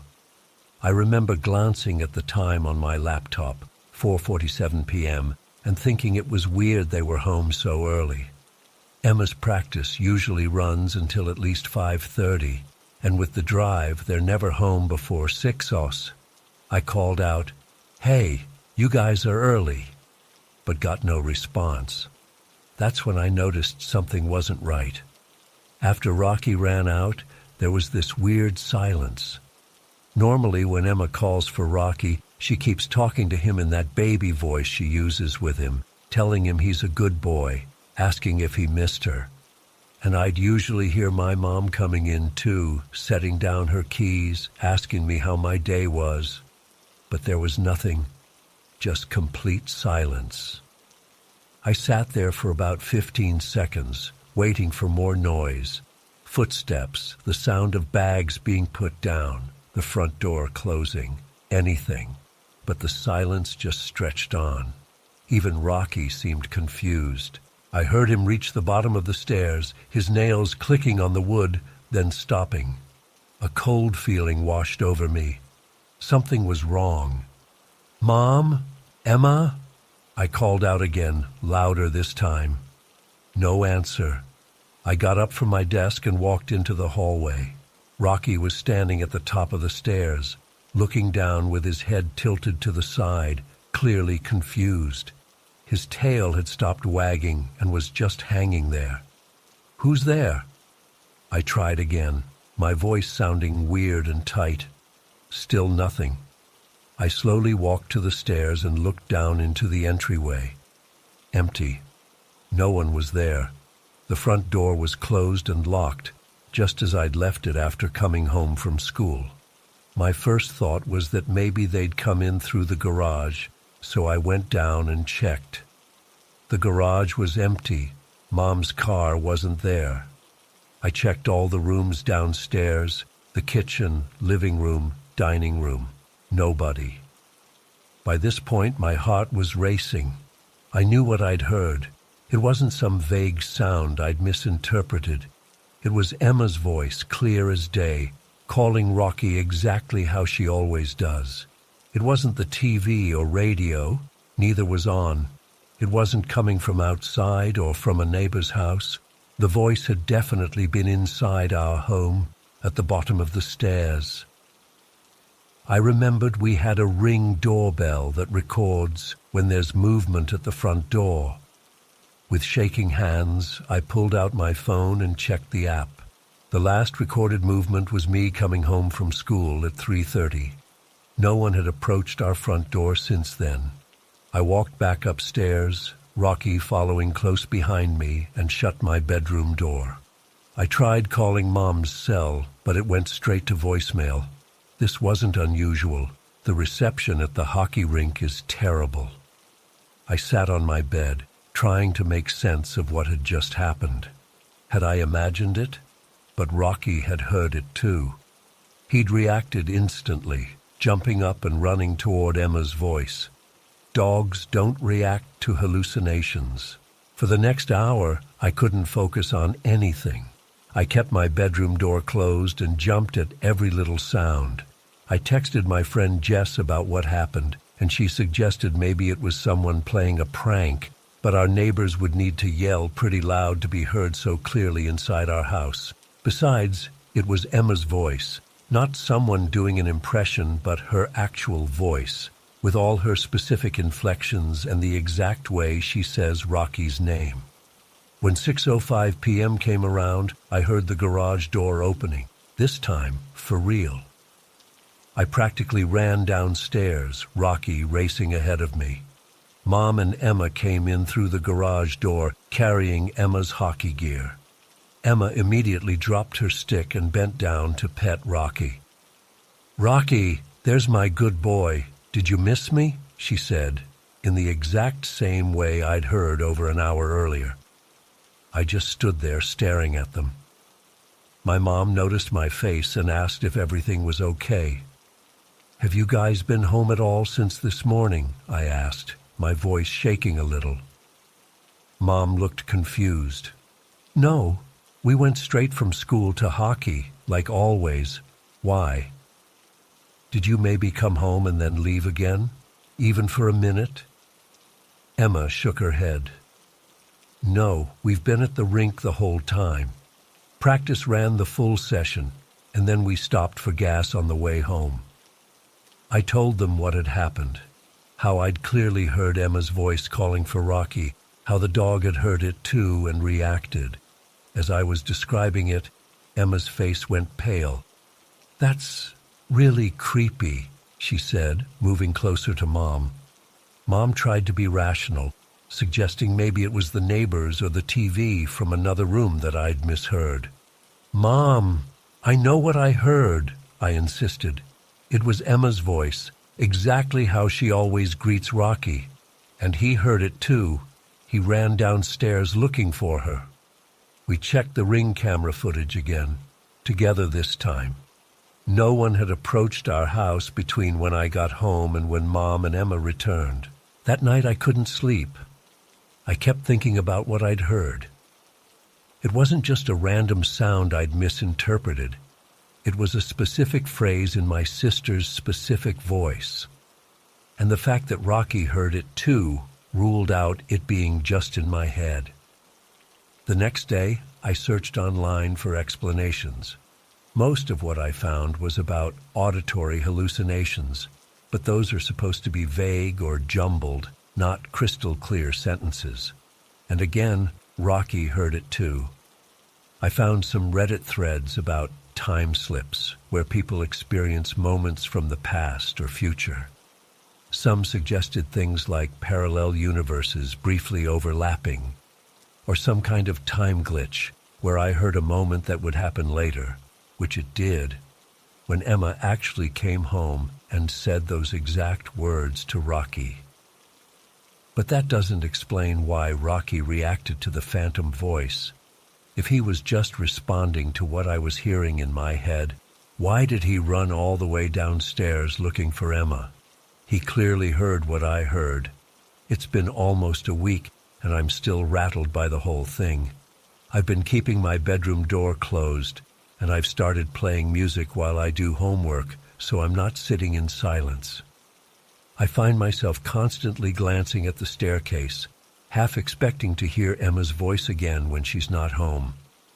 Mom thinks I just dozed off while doing homework and had a vivid dream that I'm misremembering as real. But I know I was fully awake. I remember the physics problem I was working on right before it happened. I remember checking the time on my laptop. I remember every detail. The worst part is not having an explanation. If our house was supposedly haunted, at least that would be something to go on. But we've never had anything strange happen here before. No one has died in this house. It's not built on an ancient burial ground or whatever. What scares me most is the idea that maybe the fabric of reality isn't as solid as we think. That sometimes things bleed through from, I don't know, other timelines, other dimensions. I know how crazy that sounds, but what other explanation is there? Last night I was alone again while Mom took Emma to practice. I sat in the kitchen instead of my room, with all the lights on and the TV playing loudly in the background. Rocky stayed right by my side the whole time. Every few minutes, I checked the Ring camera on my phone to reassure myself no one was approaching the house. What if it happens again? What if next time I hear something worse than my sister calling the dog? What if I see something that shouldn't be there? I haven't told anyone except my family and a couple close friends about this. I know how it sounds, but I know what I heard, and I know our dog heard it too. It was real. Emma's voice was in our house when Emma wasn't. Sometimes I try to convince myself there must be a logical explanation I'm just not seeing. Maybe someone recorded Emma's voice and played it outside our house as a prank. But why would anyone do that? And how would they get a recording of her specific way of greeting Rocky? Maybe there was someone in our house. But the Ring camera showed no one entering or leaving. All doors and windows were locked, and nothing was missing or disturbed. I've been sleeping with my light on since it happened. Mom's starting to worry about me, suggesting maybe I should talk to someone professional about it. But what would I say? I heard my sister's voice when she wasn't home, and so did my dog. They'd think I was making it up or having some kind of breakdown. Every time Emma leaves the house now, I get this irrational fear that I'll hear her voice again while she's gone. I've started texting her throughout the day just to confirm where she is, that she's really where she's supposed to be. I know it's getting annoying, but I can't help it. Was it a glimpse into another reality where Mom and Emma came home early? Was it some kind of echo from the future, a preview of what would happen later? Or was it something else entirely, something pretending to be my sister? These questions keep spinning in my head, and I have no answers. All I know is that what I experienced was real, and it's shaken my understanding of reality in a way I never thought possible. I still can't be alone in the house without feeling on edge, jumping at every sound, constantly looking over my shoulder. Rocky seems to have forgotten about it, but I can't. Something impossible happened in my normal, boring suburban home, and I don't know if it will ever happen again. I just needed to write this down, to tell someone who might understand or have experienced something similar. Because right now, I feel like I'm losing my mind, questioning everything I thought I knew about how the world works. I still have no explanation for what happened. None. I've spent years trying to rationalize it, but I can't. Sometimes I take it out and look at it, and it still gives me this weird, unsettled feeling in my stomach, like it shouldn't exist, like it's wrong somehow. It started back in 2007, right after high school graduation. My parents had gotten me a class ring as a graduation present, gold with a blue stone, my initials in graduation year engraved inside. It was pretty expensive, especially for my family who didn't have a lot of money to throw around. I remember feeling guilty about how much they spent on it, but they insisted. It's a milestone, my mom had said, something to remember your accomplishment. I wore it all summer after graduation, but by fall I had started putting on the freshman 15 at college. By winter break, the ring was getting tight. By spring, it was uncomfortable. Finally, around April 2008, I was driving to class one day. It was one of those first warm days after a long winter, and I had my windows down enjoying the breeze. I was fidgeting with the ring.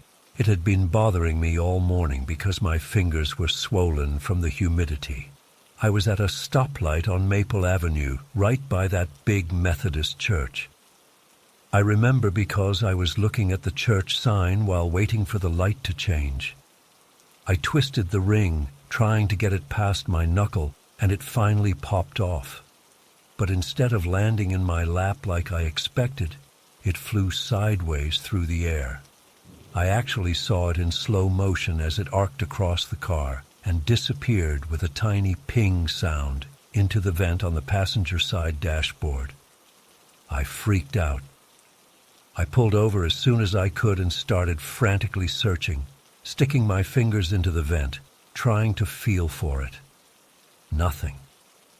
It was gone, vanished into the guts of my 1998 Honda Civic. I even pulled out the owner's manual from the glove box, hoping there was some easy way to open the vent. There wasn't. When I got home, I told my dad what happened. He was pretty upset, not angry, just disappointed. The ring had cost them almost $300, which was a lot for us. We spent that weekend trying to get it out.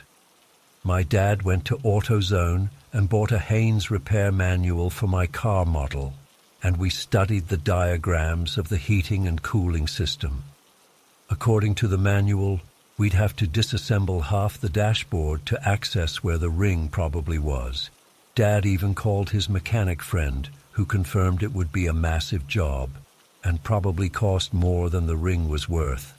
So we gave up. The ring was lost. My parents were understanding but sad. I felt terrible about it for months.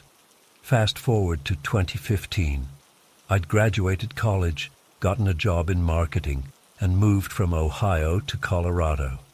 I'd been living in Denver for almost a year at that point. I had an apartment with my boyfriend Mike, and things were going well. I was unpacking the last few boxes from my recent move. You know how there's always those few boxes you never quite get to? I came across this small wooden jewelry box my parents had given me for my 16th birthday. It had a little ballerina that spun around when you opened it, though the music had stopped working years ago. I didn't own much jewelry, just a few pairs of earrings, a necklace my grandmother gave me, and a cheap bracelet I'd picked up at a street fair. I opened the box expecting to see those items, thinking I might wear the necklace to dinner that night. And there it was, my high school class ring. I actually screamed. I dropped the box onto my bed and backed away, like it was a snake. Mike came running in from the other room asking what was wrong, but I couldn't even explain it to him right away. I just pointed at the open box. The ring was unmistakably mine. Gold with the blue stone. My high school mascot on one side, my graduation year on the other, my initials engraved inside. It was tarnished, like it hadn't been cleaned in years, and there was a small scratch on the stone I didn't remember. But it was definitely 100% my ring. The ring that had disappeared into my car's ventilation system 7 years earlier. The car I had sold in 2011 before moving to Colorado. The ring that was physically impossible for me to have. I picked it up with shaking hands and slipped it on my finger. It was loose now. I'd lost the college weight years ago. The familiarity of it on my hand made me dizzy. I don't understand, I kept saying to Mike as I tried to explain what had happened. This is impossible. This ring is literally impossible. He tried to rationalize it. Maybe you're mistaken. Maybe you just thought you lost it in the car. But I wasn't mistaken. I knew exactly what had happened. I remembered the day vividly. The church sign had said something about a bake sale that weekend. I remembered my dad and I poring over that car manual. I remembered my mom saying, "It's okay, Jessica. It's just a thing." I remembered all of it. Maybe your parents found it somehow and slipped it into your jewelry box as a surprise, Mike suggested. That didn't make sense either. My parents hadn't visited since I moved to Colorado. The jewelry box had been in storage at their house for years after I went to college, but they'd shipped it to me along with some other items when I moved to Denver. And even if they had somehow magically retrieved the ring from a car we no longer owned, why wouldn't they have mentioned it? Why secretly put it in a box without saying anything? I called my mom that night, tried to sound casual. "Hey, Mom, random question. Do you remember my high school class ring? The one I lost in my car vent?" "Of course I remember," she said. "That was such a shame." "Why do you ask?" My stomach dropped. "No reason, just thinking about high school lately." I couldn't bring myself to tell her I had found it. It sounded crazy even to me. I was half convinced I was having some kind of breakdown. Over the next few weeks, I became obsessed with trying to figure out a logical explanation. I checked with old friends who might have had access to my stuff in college. Maybe I'd been mistaken about losing it in the car. Maybe I'd just misplaced it and someone found it later. But no one knew anything about it. I tracked down the guy who bought my Honda through the dealership where I'd traded it in. He still had the car, but looked at me like I was a lunatic when I asked if he'd ever found a ring in the ventilation system. "Never taken apart the dash," he said, "and I would have noticed a ring if it fell out. I even went to a jeweler to confirm it was real gold, not some replica. It was real, exactly as I remembered, just older, worn. The thing that bothers me most is the feeling I get when I look at it. It's hard to describe, but it's like wrongness. Like when you hear a familiar song, but the key is slightly off. The ring feels like it doesn't belong in this world, or at least not in my version of it. I've tried wearing it a few times, but it gives me this creeping anxiety, like it's a glitch in reality. I keep it in my nightstand drawer now, wrapped in a tissue. Sometimes late at night I take it out and just stare at it, wondering, was there some entirely normal explanation I'm overlooking? Did someone play an elaborate prank on me? Did I imagine the whole thing about losing it in the car? But I know I didn't. The memory is too vivid, too specific. It's been 4 years since I found it, and I still have no answers. Mike and I broke up last year, unrelated reasons. But he still asks me occasionally if I ever figured out the ring mystery. I haven't. I've read about similar weird occurrences online. People call them glitches in the matrix, or talk about parallel universes or quantum physics. I was never into that kind of stuff before, but now I find myself down these rabbit holes at 2 a.m., reading stories about impossible objects and displaced items. I don't know what to believe. All I know is that somehow a physical object that was absolutely, positively lost inside a car that was sold and transported hundreds of miles away showed up in my possession years later. An object that had my name literally engraved in it. Sometimes I wonder if I should get rid of it, throw it away, or bury it somewhere, but some irrational part of me is afraid of what might happen if I do. Like I'd be rejecting something important I'm supposed to understand, or like I'd be destroying evidence of I don't know what. So it stays in my drawer, this impossible thing. This physical reminder that something is off about the world I thought I understood. Last week I got a new job and moved to a new apartment across town. As I was unpacking, I realized I couldn't find the ring.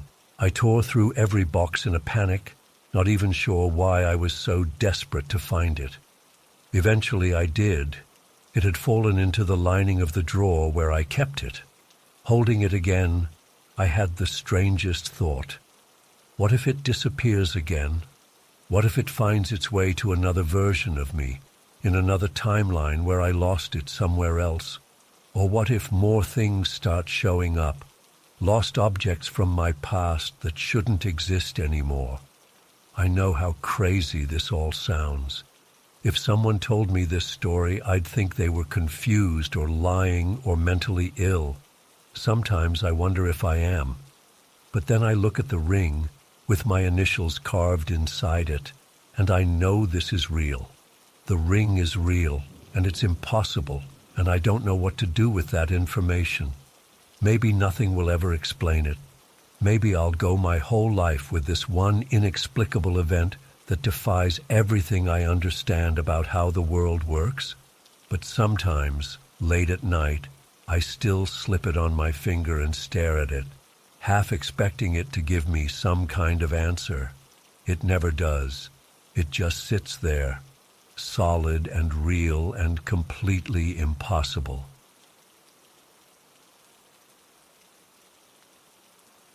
I'm still trying to make sense of what happened to me last month.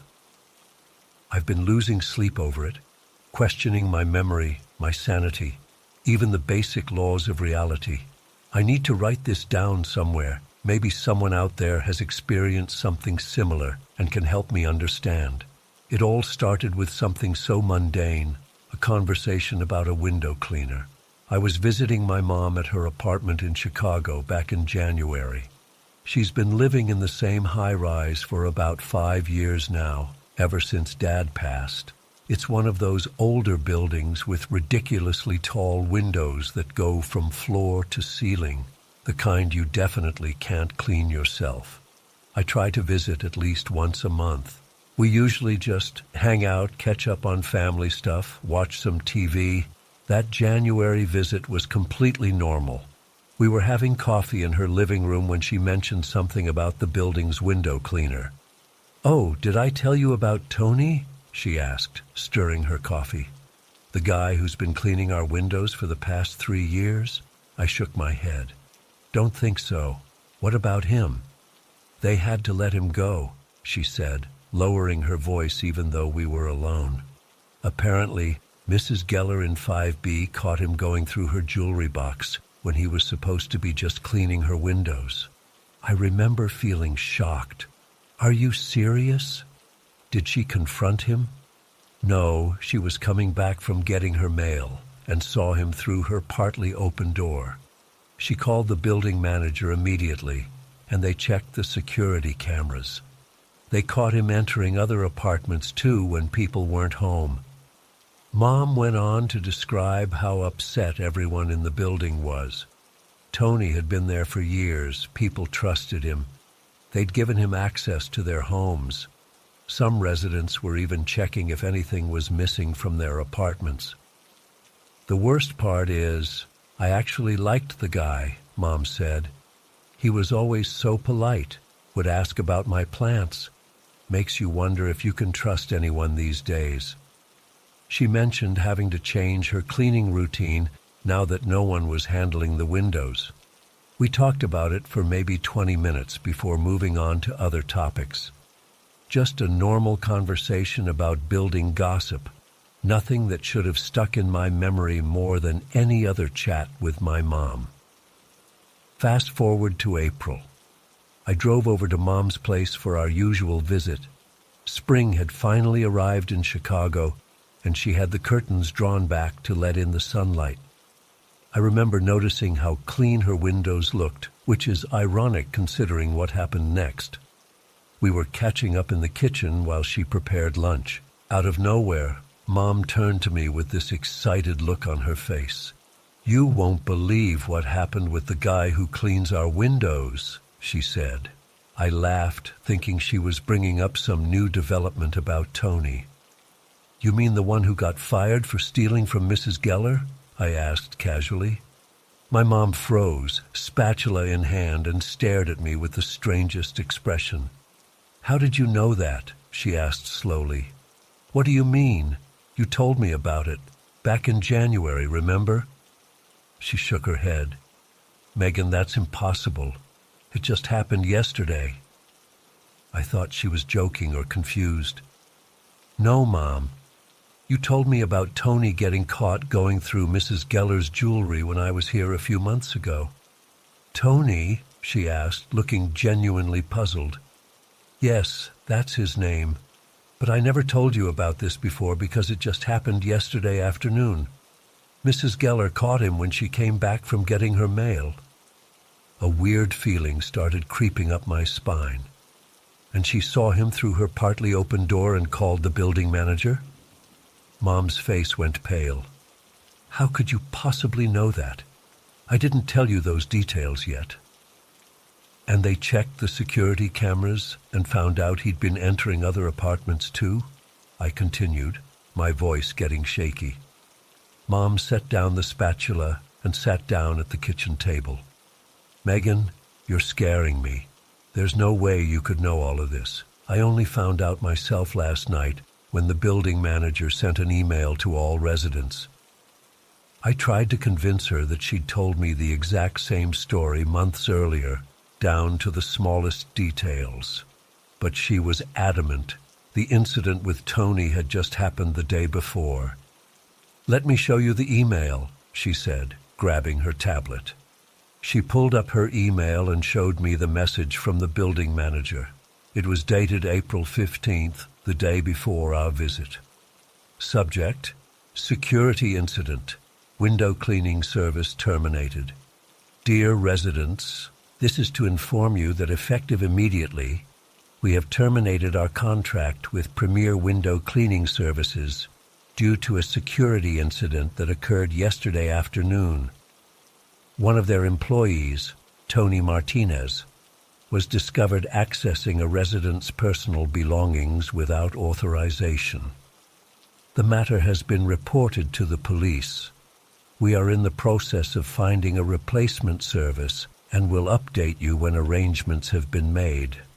In the meantime, please check your apartments for any missing items and report concerns to the management office. We apologize for any inconvenience and are taking steps to ensure this doesn't happen again. Sincerely, Michael Larson, Building Manager. I read the email 3 times, my hands shaking.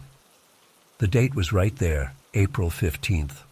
But I knew we'd had this conversation in January. I remembered specific details that weren't even in the email, like Tony asking about my mom's plants and how she said she had liked him. This doesn't make any sense, I said. I swear you told me this same exact story 3 months ago. Mom looked concerned. Honey, are you feeling okay? Maybe you're thinking of something else? But I wasn't. I knew I wasn't mixing it up with another conversation. The details were too specific, too identical. Let's check something, I said. When we talked about this in January, you mentioned having to change your cleaning routine because Tony wouldn't be doing the windows anymore. Did you ever mention something like that to me? She thought for a moment. No, I don't think so. I haven't even figured out what I'm going to do about the windows yet. The email just came yesterday. My heart was pounding now. I grabbed my phone and scrolled through my calendar, looking at the date of my January visit. It was January 12th. I remembered the drive home that day. There had been light snow, and I'd been careful on the roads. I even remembered stopping for gas and thinking about our conversation, feeling bad that my mom would have to figure out a new way to get her windows cleaned. Mom, this is going to sound crazy, but I think we had this exact conversation before the event actually happened. She stared at me. That's not possible, Megan. I know it sounds insane, but I remember every detail of our conversation. It was exactly the same as what you were just starting to tell me now. Mom suggested that maybe I'd heard about a similar incident somewhere else, or that I was remembering a different conversation with her. But nothing she said could explain how I knew the specific details. Tony's name, Mrs. Geller catching him while coming back with her mail, seeing him through the partly open door, the jewelry box. Is there any way to confirm when Tony was actually fired? I asked. Maybe there's some record we can check? Mom thought for a moment. Well, we could ask Mrs. Geller directly. She lives just down the hall. We went to Mrs. Geller's apartment. She was a woman in her 70s who'd lived in the building even longer than my mom. When we asked her about the incident, she confirmed it had happened the day before, April 15th. She seemed surprised that I knew about it already, since the building manager had only sent the email last night. I was so shocked, Mrs. Geller told us. I've been letting that young man into my apartment for years. To think he was going through my things. I asked if she was sure it happened yesterday and not months ago. She looked at me like I was crazy. Of course I'm sure. Do you think I'd forget something like that? It was yesterday afternoon around 3 p.m. I even filed a police report. Mom thanked her and we left. Back in my mom's apartment, we sat in silence for a few minutes. This doesn't make any sense, I finally said. I know what I remember. We had this exact conversation in January. You told me about Tony stealing, about Mrs. Geller catching him, about the security cameras. It was the exact same story, with the exact same details. But that's impossible, Mom said. It didn't happen until yesterday. Then how did I know about it 3 months ago?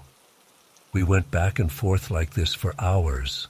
I tried to find any evidence that could confirm my memory. Text messages I might have sent to friends about it, notes in my phone, anything. But there was nothing. According to all verifiable evidence, Tony the window cleaner had been caught stealing on April 15th, not in January or before. Mom started to get worried about me. She suggested I might be experiencing déjà vu or some kind of false memory.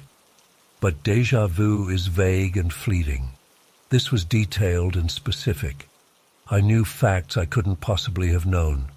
I called my best friend that night and explained the situation.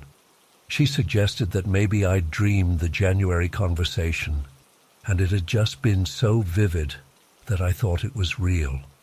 But I know the difference between dreams and reality.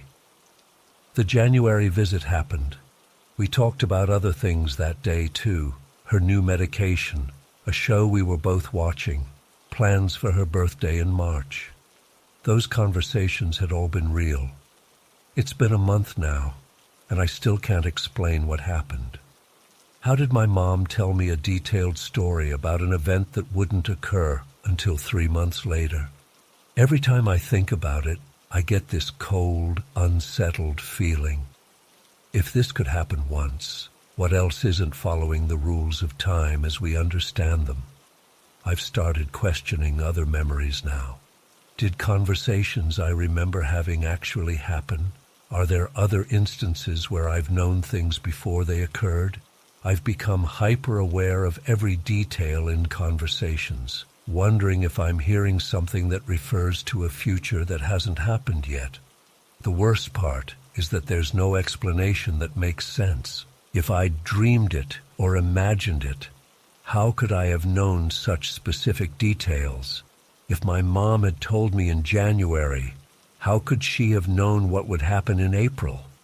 If time isn't linear, then what other rules of reality might not be as fixed as we think? I've researched precognition, temporal anomalies, even quantum theories about time, but nothing quite explains what happened. How could I have knowledge of an event, down to the smallest details, months before it occurred?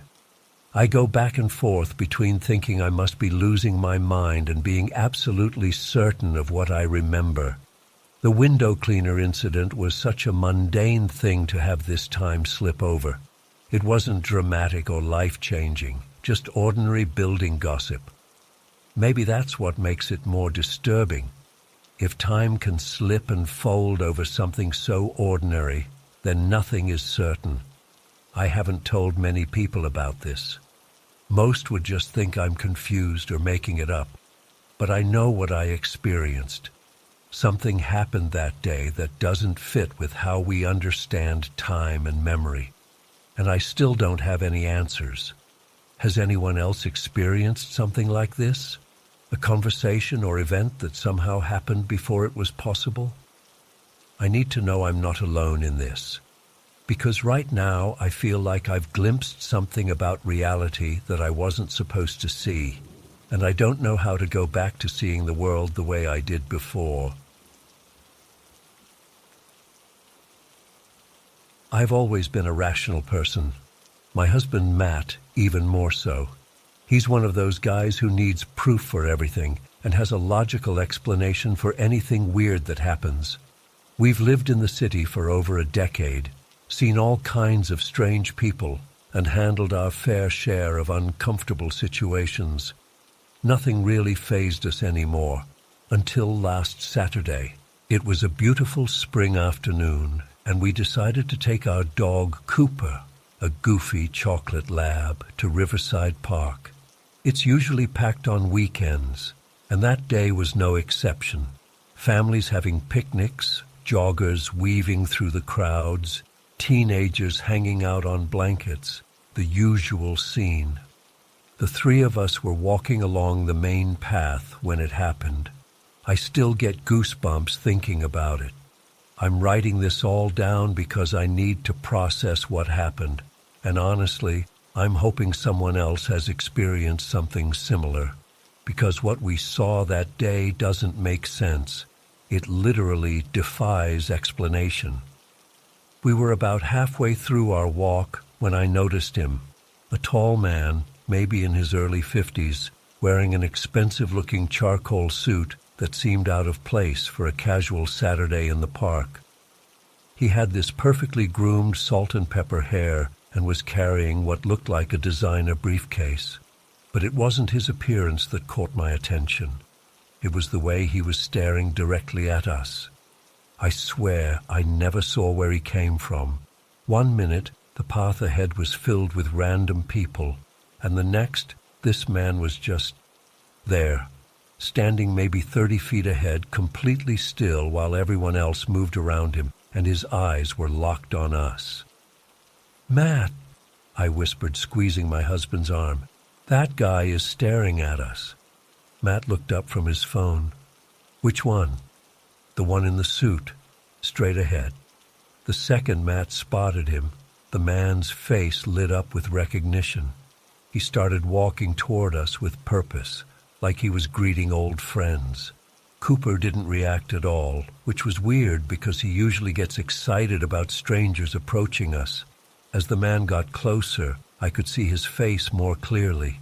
He had these unsettlingly pale blue eyes that didn't seem to blink enough. His smile was perfect, too perfect, like every tooth was exactly the same size. "Hey, boss, how's it going?" he called out when he was about 10 feet away. His voice had this slight accent I couldn't place at first, something Eastern European, maybe Russian. He extended his hand toward Matt like they were old colleagues. Matt hesitated, and I could feel his body tense beside me. "I'm sorry, do we know you?" he asked. That's when everything changed. The man's expression transformed instantly. His smile vanished, and his eyes narrowed. The temperature around us seemed to drop by 10 degrees. "Why are you following me?" he demanded, his voice completely different now, deeper, aggressive. "You've been stalking me. I've seen you before, watching me." I was so caught off guard I couldn't even speak. Matt stepped slightly in front of me. "Sir, I think you have us confused with someone else. We've never seen you before," Matt said calmly.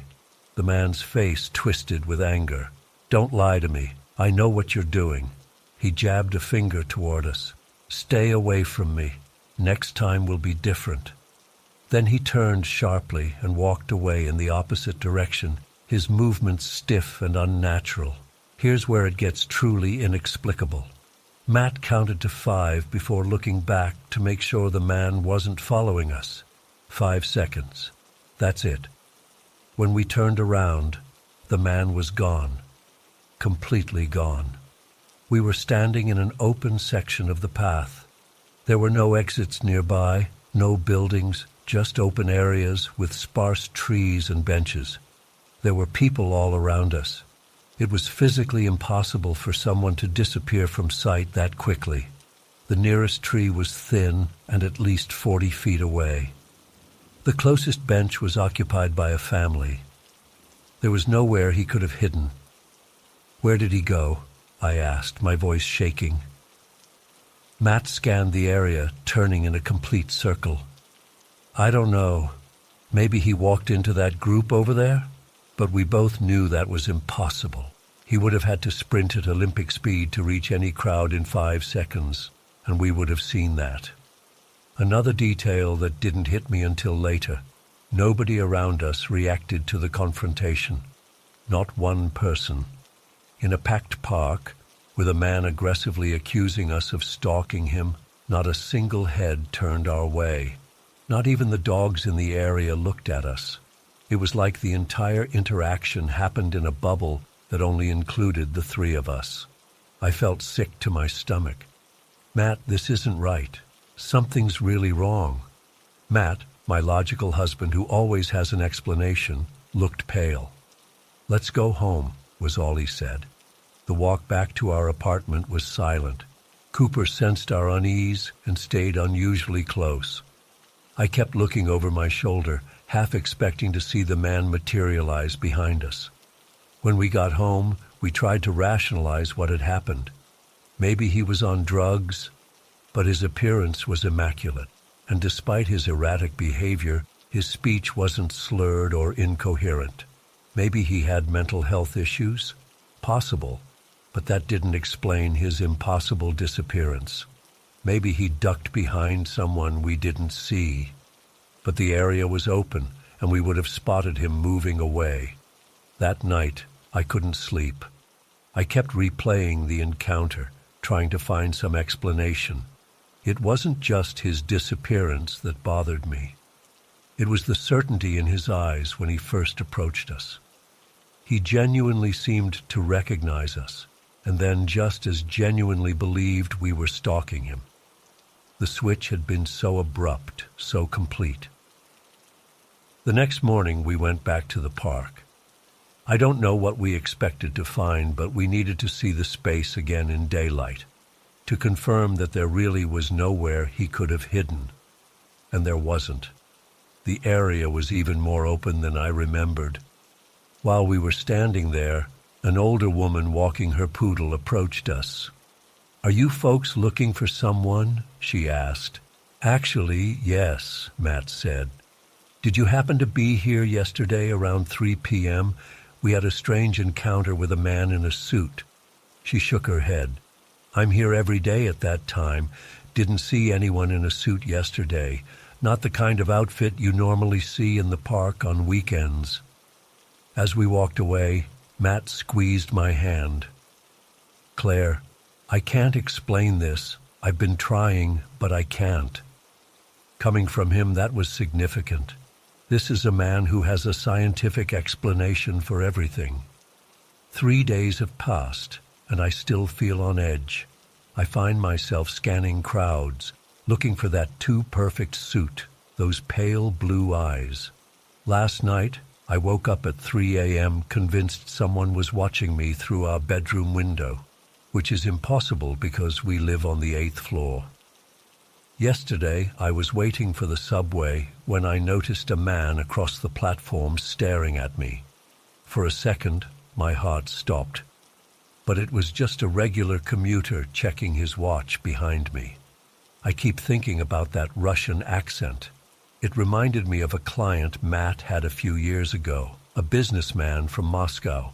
But this man's accent would fade in and out, sometimes pronounced, sometimes barely there. The most disturbing part? The way he materialized. I've gone over it countless times in my head. That stretch of pathway was clear, and then suddenly, he was there, like he stepped out of nowhere. And then, 5 seconds after walking away, he was gone. Not running away in the distance, not hiding behind something, just gone as if he'd never existed. Matt suggested that maybe we both experienced some kind of shared hallucination, but we've never had anything like that happen before. We don't use drugs, we weren't drinking, and we both saw and heard exactly the same thing. Cooper's reaction bothers me too. Our dog usually reacts to strangers approaching us, not aggressively, but at least with curiosity. With this man, Cooper acted like he wasn't even there. No sniffing, no tail wagging, no acknowledgement whatsoever. I've researched online about similar experiences. Most stories about people appearing and disappearing are tied to ghost sightings, but this wasn't like that. The man was solid, physical. When he pointed his finger at us, I could see the manicured nail, the signet ring on his pinky finger, the slight tremor in his hand. He wasn't transparent or ghostly. He was as real as anyone I've ever seen. Some people online talk about glitches in the matrix, or beings that exist outside our normal perception of reality. Before this, I would have dismissed those ideas completely. Now, I'm not so sure. Matt hasn't been sleeping well either. Last night, I caught him staring out the window at 2 a.m. "What if he finds us?" I asked. "He won't," Matt said, but I could hear the uncertainty in his voice. "But how did he disappear like that?" Matt shook his head. "I don't know, Claire. I've gone through every possibility. People can't just vanish. Unless they're not people," I said quietly. He didn't respond to that. This morning, Matt found a business card on the ground outside our apartment building. Plain white, with just a phone number printed on it. No name, no company. He swears it wasn't there when he left for his run, but it was there when he returned 20 minutes later. He brought it upstairs to show me, and when I reached for it, it felt ice cold. like it had been in a freezer. We haven't called the number. We probably won't. But the fact that it appeared right outside our building feels connected somehow, even though that's probably just paranoia. I keep coming back to the man's eyes, that moment of recognition when he first saw us, like he knew exactly who we were, and then the absolute conviction that we were stalking him. What could make someone so certain of two contradictory things within seconds? Sometimes I wonder if we actually encountered something pretending to be human, something that doesn't quite understand how human interactions work. The perfect suit that seemed slightly off, the too symmetrical teeth, the unnatural stillness before he approached us. Or maybe he was exactly what he appeared to be, just a troubled man having some kind of episode. But that still doesn't explain how he vanished so completely in 5 seconds on an open path in a crowded park. I'm writing this all down because I need to know if anyone else has experienced something similar. I need to know we're not losing our minds. I need some kind of explanation for a man who defied the laws of physics right in front of us. Because right now, every time someone makes eye contact with me on the street, I wonder if it's him. Every time I hear a slight accent, I tense up. Every time someone says, "Hey boss," my blood runs cold. The most terrifying part of all this? I can't shake the feeling that by noticing him, by seeing him when perhaps we weren't supposed to, we've somehow put ourselves on his radar. That whatever he is, wherever he is, he's now aware of us. And I don't know what happens next.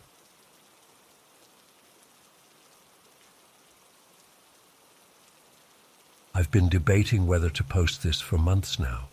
I'm still trying to make sense of what happened, and part of me hopes that writing it all down might help.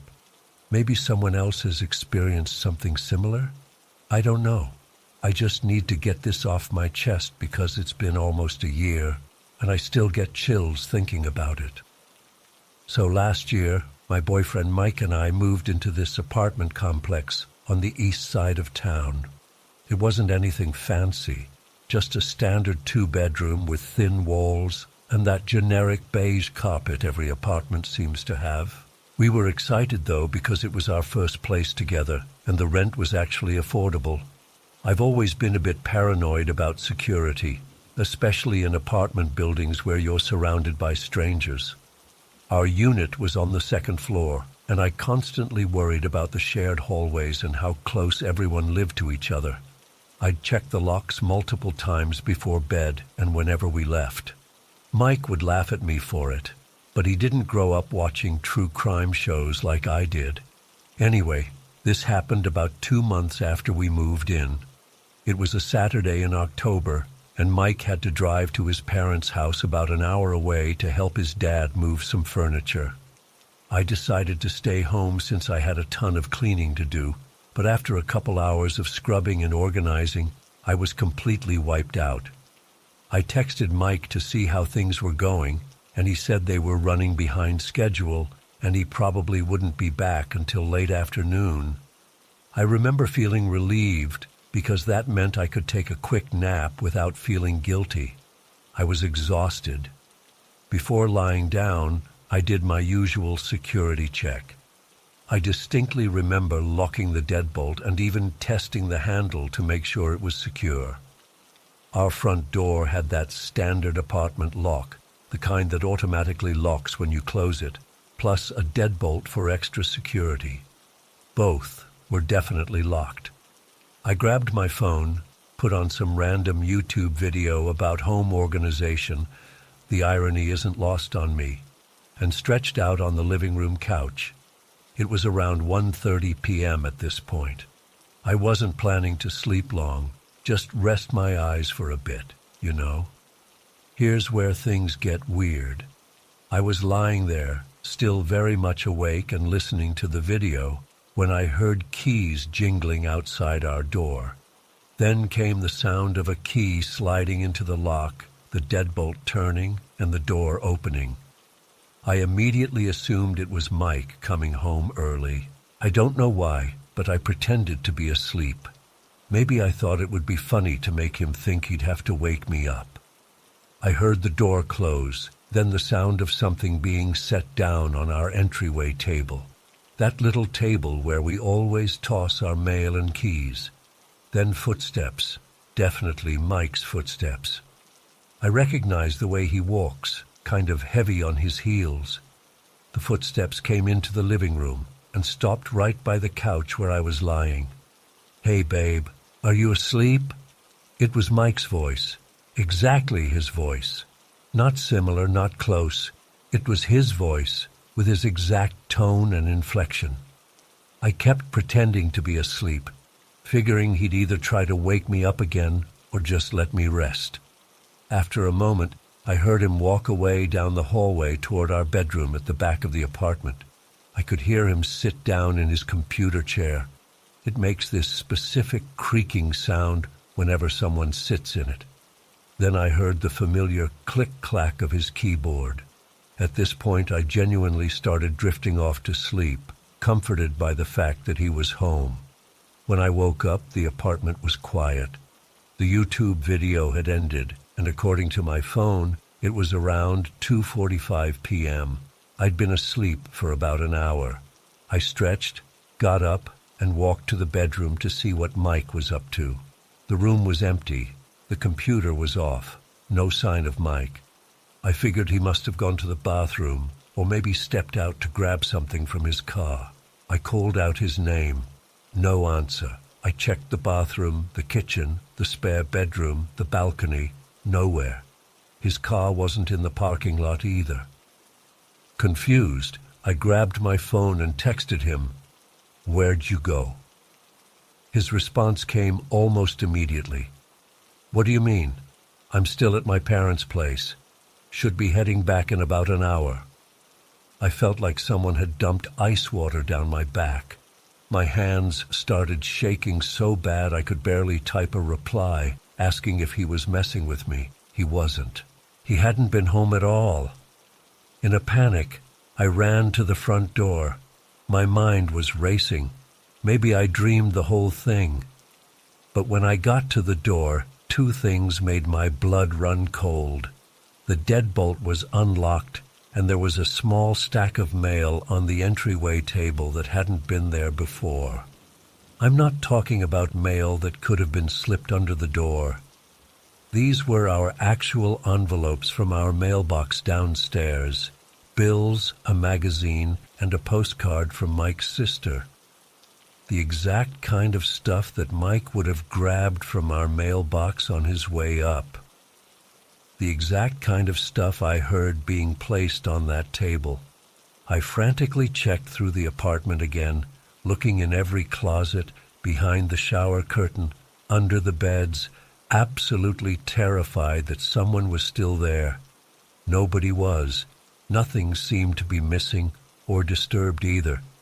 Our laptops, TV, and other valuables were all still there. I called Mike in hysterics, barely able to explain what happened. He stayed on the phone with me while I triple-checked all the locks and windows, and he promised to come home right away. Those 45 minutes waiting for him were the longest of my life. I stood in the kitchen with a knife, jumping at every little noise from the neighbors. When Mike finally got home, I was a mess.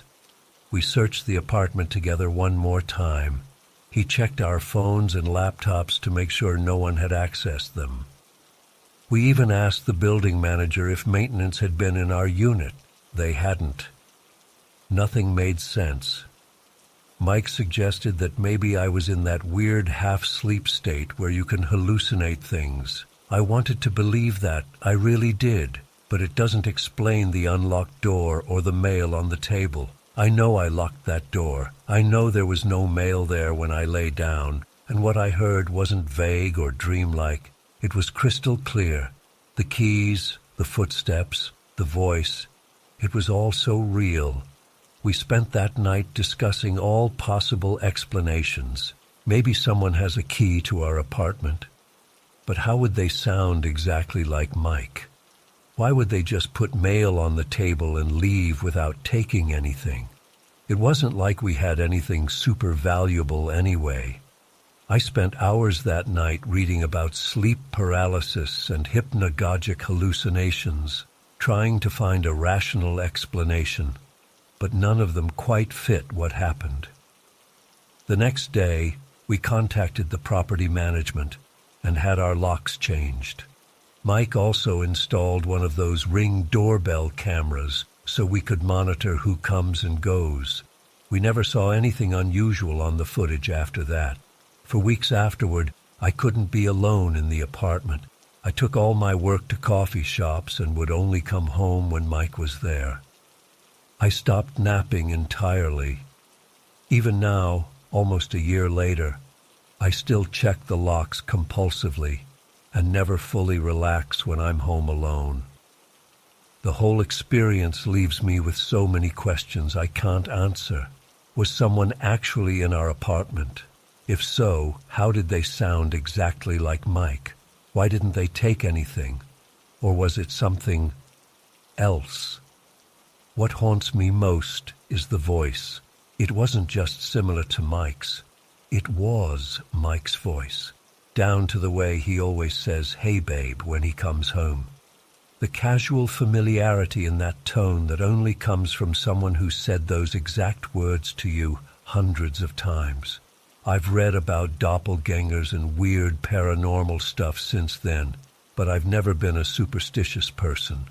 I'm trying to stay rational, but there's no logical explanation I can come up with that covers everything that happened. For a while, Mike suggested maybe it was our neighbor upstairs and I was confusing the sounds. But our upstairs neighbor is a woman who lives alone, and the voice I heard was unmistakably Mike's. No way I could confuse them. We're still in the same apartment. Breaking the lease would have cost us too much, but I'm counting down the days until we can move. Every time Mike comes home now, I get this split second of panic when I hear his key in the lock. That familiar sound that used to make me happy now sends a chill down my spine. I've developed this weird habit of asking him to say something specific as soon as he walks in, just so I know it's really him. He humors me, but I can tell he thinks I'm being a bit extreme. Maybe I am. But when you experience something like this, something that completely shatters your sense of safety and reality, it changes you. Recently, I came across stories about mimics or entities that can impersonate people you know. I don't want to believe in that kind of stuff, but honestly, it's one of the only explanations that covers everything that happened. The voice, the familiar movements, the routine of checking the mail and sitting at the computer. It's like whatever it was knew exactly how to be Mike. What's also weird is that nothing has happened since. No strange noises, no items moving around, no unexplained visitors. Just that one isolated incident that I still can't explain. Sometimes I wonder if that makes it better or worse. At least with recurring hauntings or whatever, there's a pattern you can try to understand. This was just random. A one-time violation of reality that left no evidence except for the mail on the table and my own shattered sense of security. I've tried to talk to a few friends about it, but they either think I was dreaming or they get that look people give you when they think you're losing it. So I stopped bringing it up. Mike is supportive, but I can tell he thinks there's a logical explanation we're just missing. Maybe there is. Maybe the door wasn't locked as securely as I thought. Maybe I was in some weird sleep state and sleepwalked to get the mail myself. Maybe our neighbor has a similar voice and I was confused about where the sounds were coming from in our building with its thin walls. But none of those explanations feel right. None of them account for everything I experienced.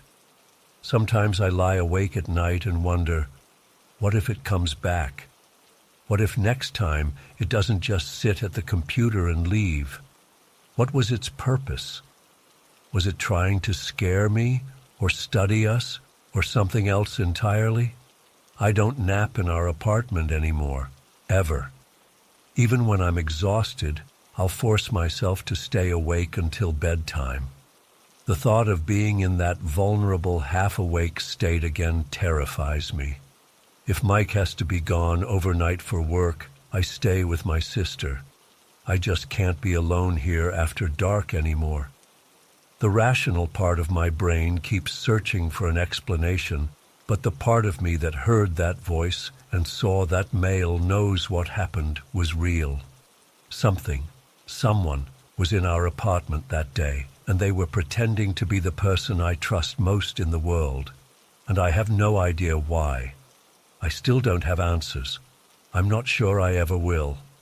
All I know is that for about 15 minutes last October, something was in my home that shouldn't have been there.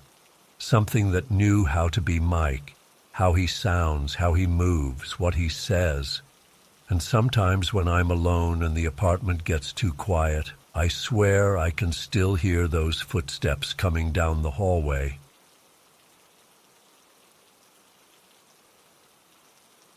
I still can't make sense of what happened to me that morning 4 years ago. I've replayed it in my head thousands of times, trying to find some logical explanation, but I always come up empty. I wasn't drunk, high, sleep-deprived, or having a mental breakdown. I was just a normal guy heading to work on a Tuesday morning. But what I experienced that day has made me question my grip on reality ever since. It was a typical foggy Bay Area morning in October. I was running late for work because I'd hit snooze one too many times, so I skipped my usual stop at Pete's Coffee. Not having my morning caffeine probably didn't help my already stressed mood. My boss had been on my case about meeting deadlines, and I had an important presentation that afternoon that I hadn't fully prepared for. The traffic on 101 was brutal that morning. Typical stop-and-go congestion that makes your commute feel like it's taking forever. I remember sitting there, drumming my fingers on the steering wheel, watching the minutes tick by on my dashboard clock, getting more anxious with every passing moment. After about 20 minutes of barely moving, I decided to at least find something decent on the radio to calm my nerves.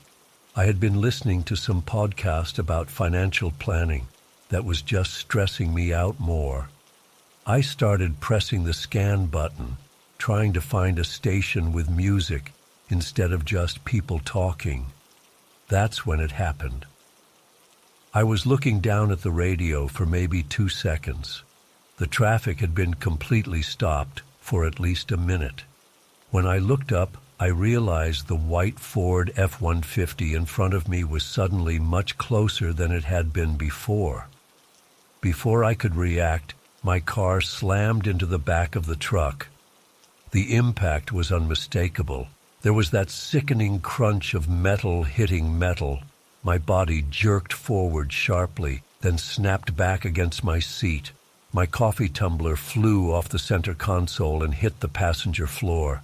I felt the jolt through my entire body, that distinctive sensation of a collision that anyone who's ever been in an accident knows all too well.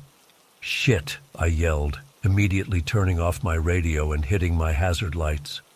My heart was racing as I looked ahead at the truck, waiting for the driver to get out, or at least give me an angry look in his rearview mirror. But there was nothing, no reaction at all. I figured he must be gathering his information or maybe calling someone, so I turned on my right blinker, preparing to pull over to the shoulder once traffic allowed. My hands were actually shaking a little. I'd never been in an accident before, and I was dreading the whole insurance ordeal, not to mention being even later to work. After about 30 seconds, traffic started moving again. The white truck pulled forward, and I followed, expecting him to move toward the shoulder, but he just kept driving normally in the lane. I could see the driver now, a middle-aged guy with a baseball cap, but he didn't look back at me at all. He was just driving like nothing had happened. "What the hell?" I muttered to myself. I flashed my lights a couple of times, but still nothing. The guy just kept driving. My mind started racing. Maybe he didn't have insurance. Maybe he was driving on a suspended license. I considered honking, but didn't want to cause more traffic chaos. I kept following him closely, looking for any signs of damage on his truck. It was one of those heavy-duty pickups with a metal bumper, so maybe he hadn't sustained any visible damage. That would explain why he wasn't stopping. He just didn't care about a little fender bender. But I knew I'd hit him hard enough that my car had to be damaged. I could still feel the impact in my body, still hear that crunch of metal. There's no way I imagined that. As traffic started flowing more normally, the truck sped up and eventually moved to the exit lane. I briefly considered following him to try to get his license plate, but I was already so late for work that I decided against it. Whatever, I thought. I'll just have to deal with the damage to my car myself. But here's where things get really weird. As I continued driving, I started hearing this voice in my head saying, "That didn't happen. It wasn't real." At first, I dismissed it as just anxiety or stress. Of course it happened. I felt it, heard it, saw it. Yet the voice persisted. That didn't happen. It wasn't real. By the time I pulled into my office parking lot, I was genuinely confused. The accident had felt so real, but this persistent feeling that it hadn't actually occurred was getting stronger. I parked my car and immediately got out to check the front end. There was nothing. Not a scratch, not a dent, not even a smudge on my silver Honda Civic. The bumper was completely intact. The grille was perfect. Everything looked exactly like it had that morning when I'd left my apartment. I stood there in the parking lot, staring at my car in disbelief. I got down on my knees to look underneath, thinking maybe there was damage I couldn't see from standing. Nothing. I ran my fingers along the front bumper, feeling for any indentation or crack. Nothing. "This is impossible," I said out loud. I distinctly remembered hitting that truck. I felt the impact. I heard the crash. My coffee tumbler had fallen to the floor. I went to the passenger side to check, and sure enough, my tumbler was on the floor. But that could have happened at any point during my stop-and-go driving. That wasn't proof of anything. I got back in my car and sat there, trying to process what was happening. Could I have imagined the entire thing? Was I so sleep-deprived or stressed that my mind had fabricated an entire accident? But it had felt so real. The jolt, the sound, the panic afterward. How could I have imagined all of that? I was already 20 minutes late for work, so I finally forced myself to go inside. Throughout the morning, I couldn't concentrate on anything. I kept replaying the accident in my mind, trying to figure out what had happened. During my lunch break, I went back out to my car and checked it again. Still not a scratch. I even called my insurance company just to see if there was any way the truck driver could have reported the accident. The agent seemed confused by my vague questions and assured me there were no claims against my policy. That night I researched phantom accidents, hallucinations, stress-induced delusions, anything that might explain what I'd experienced. I found some cases of people experiencing false memories, but nothing that matched the vivid physical sensation of an accident that never occurred. For weeks after, I was on edge every time I drove. I'd avoid that stretch of 101 when possible, taking longer routes to work. I started getting to bed earlier and even cut back on caffeine, thinking maybe I'd been more sleep-deprived than I realized. But deep down, I knew this wasn't a case of nodding off at the wheel. I had been fully awake and alert. The most logical explanation I could come up with was that I'd experienced some kind of micro-sleep episode where I dreamed the accident. But that didn't explain how real it felt or why I had such specific memories of it. And I'd never had episodes like that before or since. Then I started wondering about stranger possibilities. What if, for a brief moment, I had somehow slipped into a parallel universe where I did hit that truck and then immediately slipped back into this reality where it never happened? It sounds crazy, but when you experience something like this, you start entertaining all kinds of explanations. What really freaks me out is thinking about that internal voice that kept saying, "That didn't happen. It wasn't real." Was that just my rational mind catching up to reality? Or was it something else? Some part of my consciousness that knew I had temporarily experienced something outside normal reality? I tried talking to a few friends about it, but they all gave me that look. You know the one, where they're trying to decide if you're joking or if they should be concerned about your mental health. I eventually stopped bringing it up. My girlfriend at the time suggested I see a therapist, thinking I was having some kind of breakdown due to work stress. I did go for a few sessions, but I never told the therapist about the phantom accident. I was afraid of being diagnosed with something serious. I also got a complete physical and even had a brain scan, claiming I'd been having headaches, which wasn't entirely untrue. This whole experience had given me plenty of stress headaches. Everything came back normal.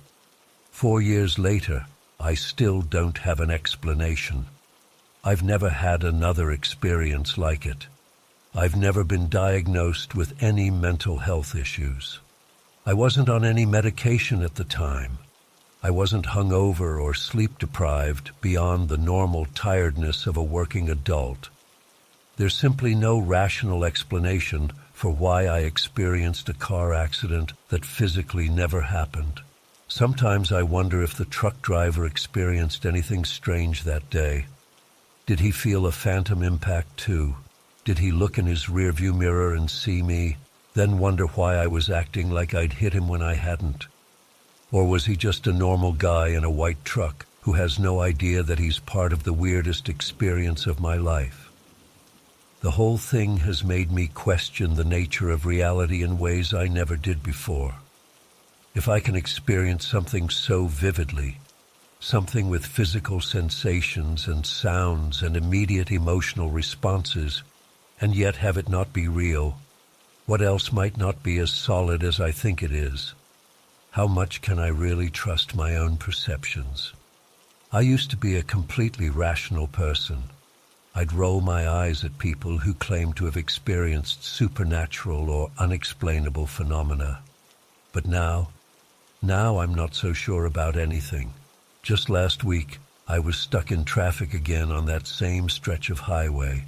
As I sat there, I found myself looking at each white truck that passed, wondering if I'd recognize the driver. And then I noticed my hands were gripping the steering wheel so tightly that my knuckles had turned white. 4 years later, and my body still remembers that phantom impact. I still can't explain what happened that day. I just know that it felt absolutely real to me, and yet somehow it wasn't. And that disconnect between what I experienced and what reality reflects back at me has left a permanent mark on how I see the world. Sometimes I wonder if I'll ever find an explanation, or if this will just remain one of those inexplicable moments that occasionally puncture our understanding of how reality works. Either way, I've learned to be a lot more careful when I'm adjusting my radio in traffic, and I never skip my morning coffee anymore. I still can't make sense of what happened last month. I've gone over it 100 times in my head, checked everything I could think of, and I'm left with absolutely nothing that explains it. I'm not the type who believes in supernatural stuff. I've always been pretty practical. But this experience has honestly made me question everything I thought I knew about reality. It started with something completely ordinary. I ordered a small silver pendant necklace from Amazon as a gift for my mom's birthday. Nothing fancy, just a simple heart with a small diamond accent. When it arrived, I was disappointed to see it was way smaller than the product image had suggested. The pendant was barely the size of my pinky fingernail. Mike, my boyfriend, was with me when I opened it, and he agreed it was too small to be worth what I'd paid. "Let's just return it and find something better," he said, and I agreed. Mike grabbed one of those Amazon return bags we had from a previous return, put the jewelry back in its original box, and slipped it into the bag. I remember watching him fold the bag neatly in thirds, the way he always does with anything paper-related. He's kind of particular about that stuff. He sealed it with the adhesive strip, and I remember joking that he was being way too careful with a bag that was just going to get tossed anyway. Since we were heading out to dinner, Mike took the package and put it in the trunk of our car, a blue Honda Civic we share, so we wouldn't forget to drop it off at UPS the next day.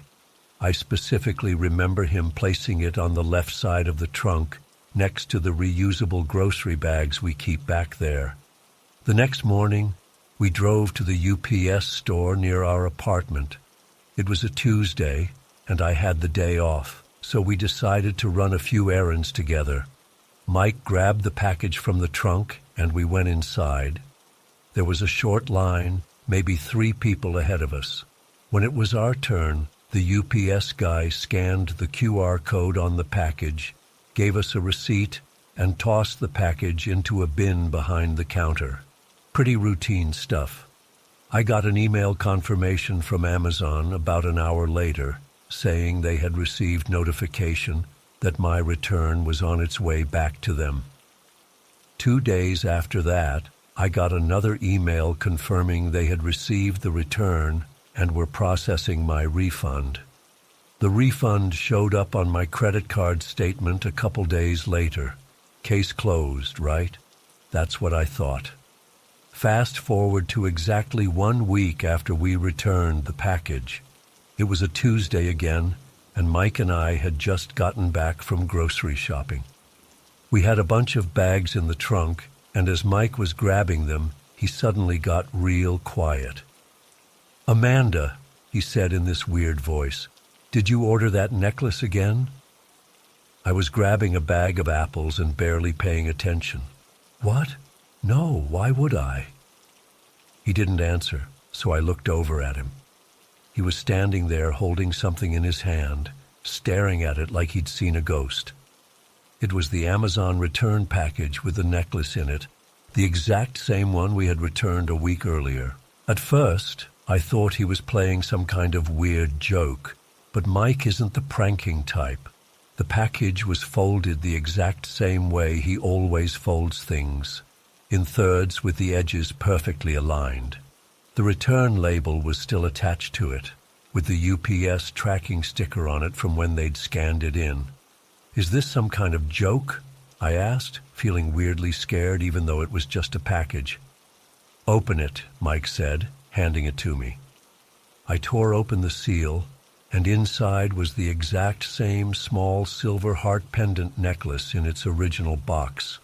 I felt a chill run down my spine that had nothing to do with the weather. "This isn't possible," I said. "We returned this. We got the refund." Mike was already pulling out his phone. He checked his email and found the Amazon confirmation that the item had been returned. He even pulled up our bank account on his phone and showed me the refund transaction. "Could they have sent it back to us for some reason?" I suggested, grasping for any explanation.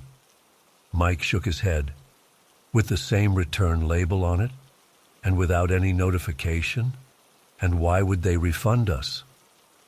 We stood there in the parking lot of our apartment complex, staring at this impossible object. It wasn't just that the package had somehow returned. It was that it had a UPS scan sticker on it, proving it had gone through their system. The return had been processed, the refund issued, yet here was the package, looking like it had never left our possession. Maybe you put a different package in the trunk? I suggested, knowing it made no sense even as I said it. What other package? We haven't returned anything else, Mike said, and it's folded exactly how I folded it. This is the same package, Amanda. What made it even weirder was that I'd been using the car all week. I'd gone to work, to the gym, to meet friends for coffee, opening and closing that trunk at least twice a day. There's no way I wouldn't have noticed the package if it had been there. The trunk of a Civic isn't that big, and I'm not blind. We took the package inside and laid it on our kitchen counter, like it was some kind of evidence. Mike examined the UPS sticker closely. Look at the timestamp, he said, pointing. 8:47 a.m. last Tuesday. That's when we were at the UPS store. This package was scanned into their system. I felt sick to my stomach. This isn't possible, I kept saying, as if repeating it would somehow make everything make sense. We decided to call Amazon customer service. After navigating the usual automated prompts, I finally got a human on the line. I explained the situation as best I could, that we had returned an item, received confirmation and a refund, but somehow still had the item with the return label on it. The customer service rep was confused, understandably. She confirmed that according to their system, the item had been returned and the refund processed. When I told her we physically had the item in front of us with the UPS return label still on it, she put me on hold for a few minutes. When she came back, she suggested that perhaps there had been a mix-up and we had been sent a replacement by mistake. I explained that there was no way that was the case, since the package had our original return label on it, the one with the QR code that got scanned at UPS. After going back and forth for about 20 minutes, the rep basically told me to keep the item since it was already refunded in their system. She seemed eager to end the call, and I can't blame her. How do you explain something like this through normal customer service protocols? After hanging up, Mike and I sat at the kitchen table, staring at this thing like it was radioactive. We checked the UPS tracking number online, and sure enough, it showed the package had been picked up from the UPS store last Tuesday and was delivered to an Amazon return center in Kentucky 2 days later. Could someone have found it and put it back in our car? Mike suggested, but we both knew that made no sense. Our car is always locked, and besides, who would go to the trouble of breaking into our car just to return a $30 necklace we'd already gotten a refund for? The next day, Mike took the package to the same UPS store. He spoke to the same guy who had helped us the week before. The UPS employee remembered us. Mike's tall with a red beard. People tend to remember him, and confirmed that yes, we had been there the previous Tuesday to return a package. When Mike showed him the package with their scan sticker on it, the guy was just as confused as we were. He scanned the label again and showed Mike his computer screen. According to their system, this package had been picked up from their store last Tuesday and was no longer in their possession. He had no explanation for how we could possibly have the physical package in hand. Maybe it's a duplicate label, he suggested weakly. But that didn't explain how we had the exact same necklace, in the exact same box, in the exact same return package, folded the exact same way. And it definitely didn't explain how none of us had seen it in the trunk for an entire week of regular use. We've gone over every possible explanation. Could someone at UPS have stolen the package and then felt guilty and somehow returned it to our car? Extremely unlikely. Plus, they wouldn't have access to our car.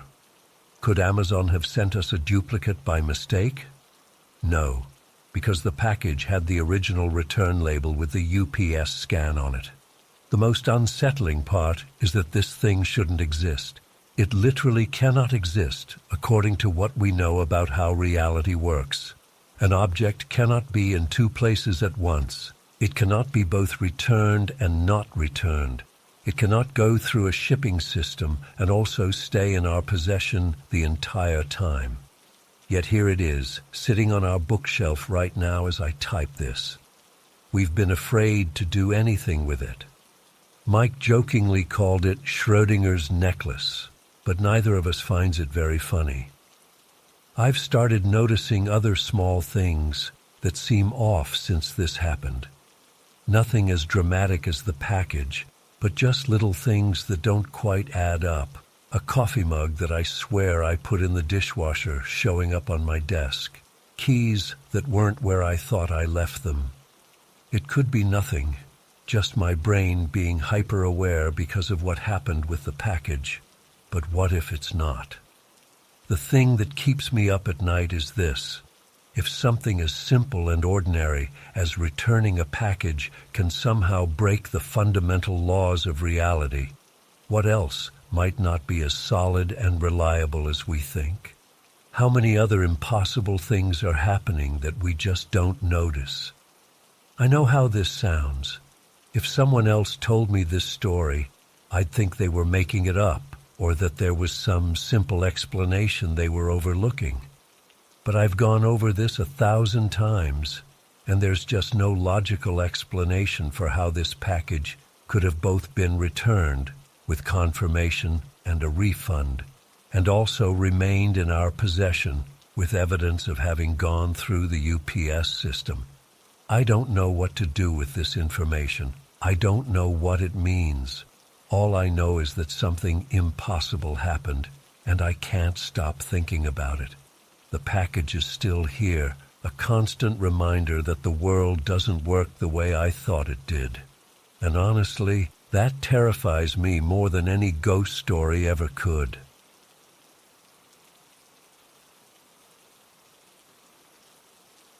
I still can't explain what happened that afternoon at Tony's shop.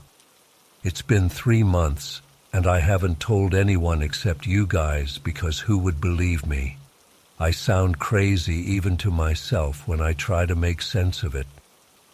I'm a part-time dog walker in Millbrook. It's this tiny town where nothing exciting ever happens. One of my regular walking routes takes me past this little specialty shop called Tony's Treasures. It's this cramped place stuffed with everything from antique doorknobs to handmade soaps. The whole store is maybe 400 square feet, with narrow aisles and that distinct smell of old books and cinnamon.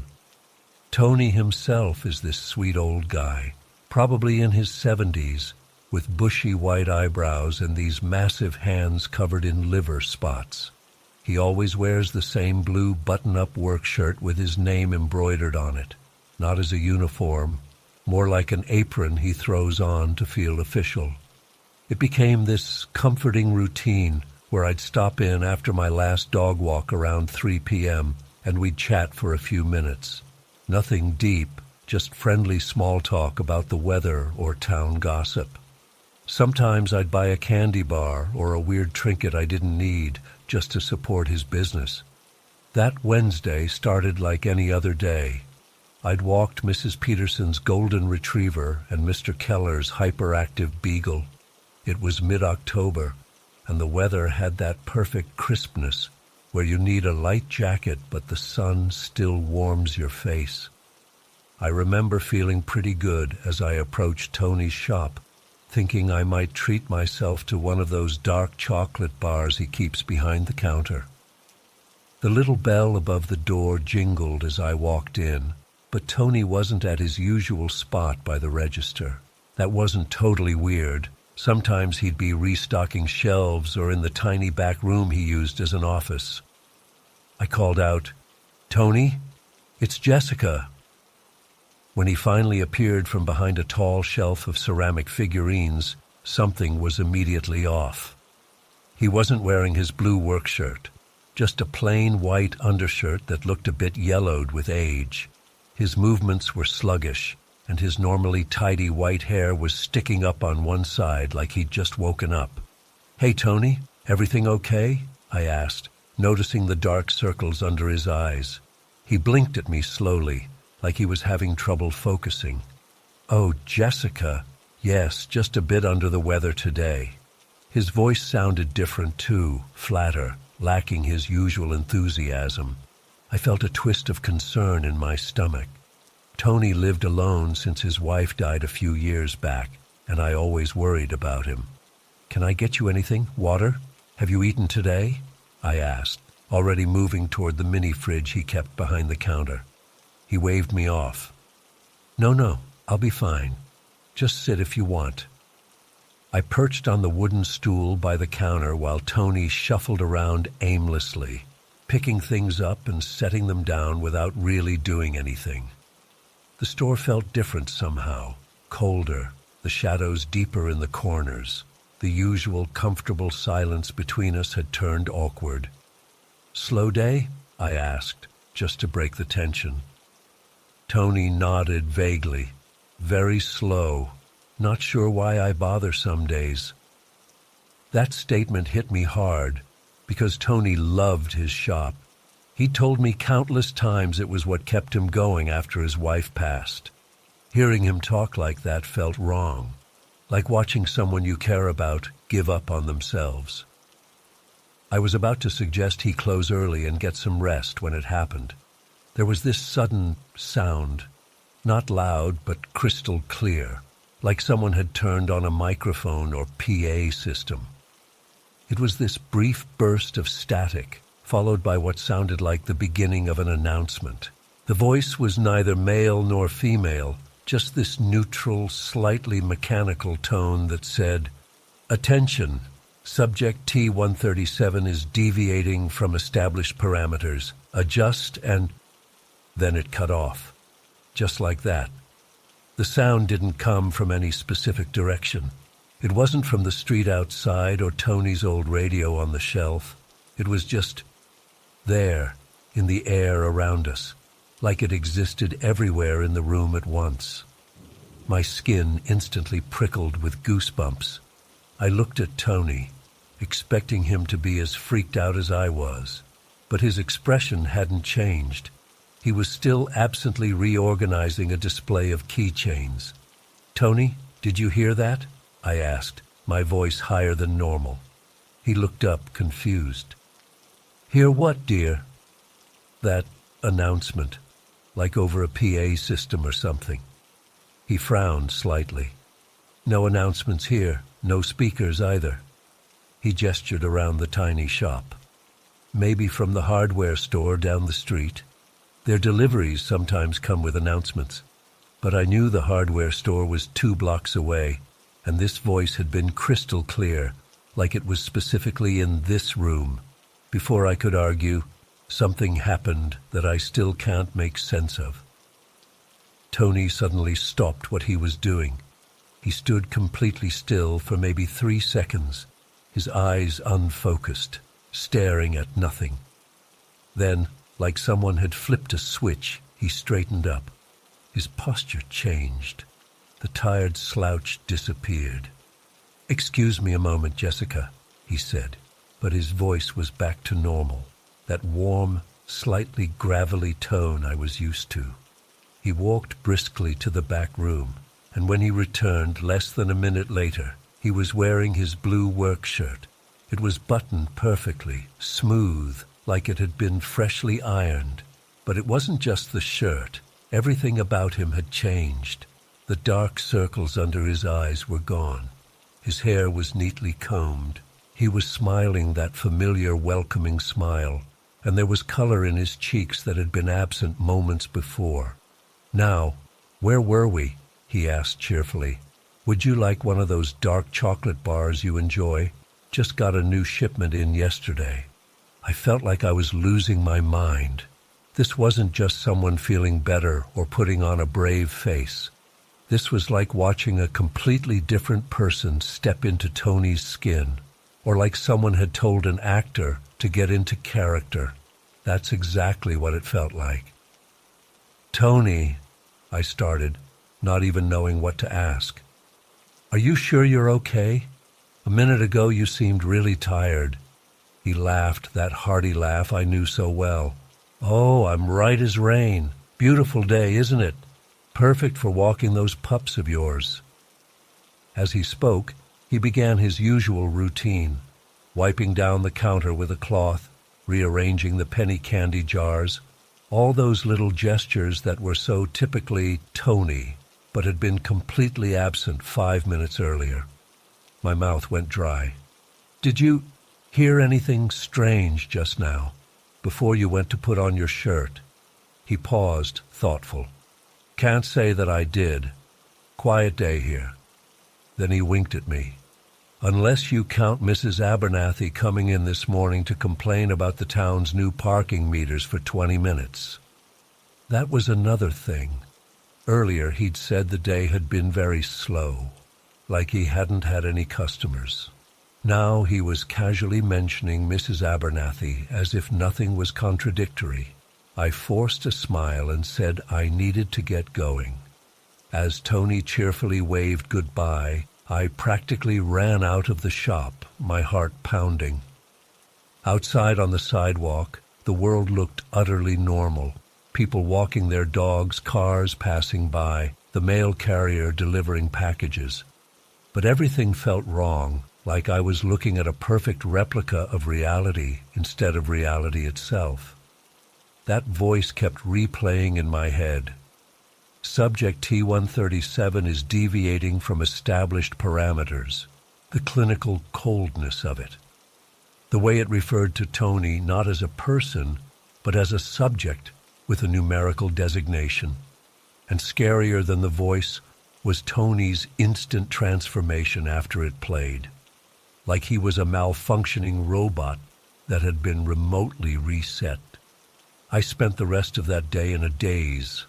I called in sick to my evening dog walking appointments and just sat in my apartment, trying to make sense of what I'd witnessed. Was Tony sick? Did he have some condition that caused personality changes?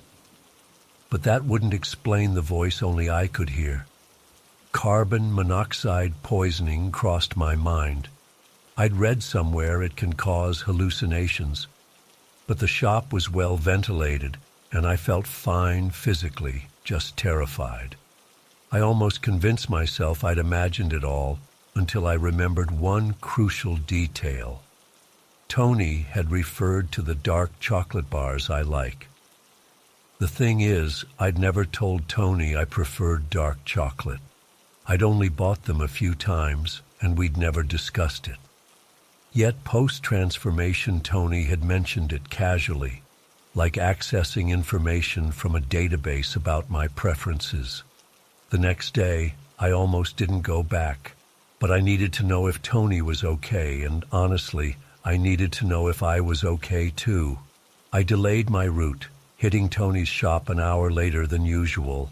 When I walked in, everything seemed normal. Tony was in his blue work shirt, cheerful as ever, no sign of the unwell, shirtless man from the day before.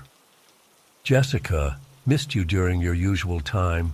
Thought maybe you'd found a better shop to visit," he joked. I laughed nervously. "Just a schedule change. Hey, Tony, do you remember yesterday, when I was here?" His smile didn't falter. "Of course. We chatted about the weather. You bought one of those dark chocolate bars. Always a pleasure to see you." But that wasn't what happened. I hadn't bought anything. We hadn't chatted about the weather. And there had been that inexplicable voice and his complete transformation. "Actually, Tony, you weren't feeling well when I first came in. You weren't wearing your work shirt, don't you remember?" A flash of something, confusion, alarm, crossed his face before his smile returned, a bit stiffer now. "Think you might be mixing up your days, dear. I always wear my work shirt during business hours. Store policy." He tapped the embroidered name on his chest and chuckled. I knew I wasn't mixing up days. I wanted to push harder, to mention the voice, but something stopped me. A creeping fear that asking too many questions might trigger something. That voice had said Tony was deviating from established parameters right before he transformed. What if my questions caused another deviation? What if something worse happened? So I just smiled, made small talk for a few minutes, and left.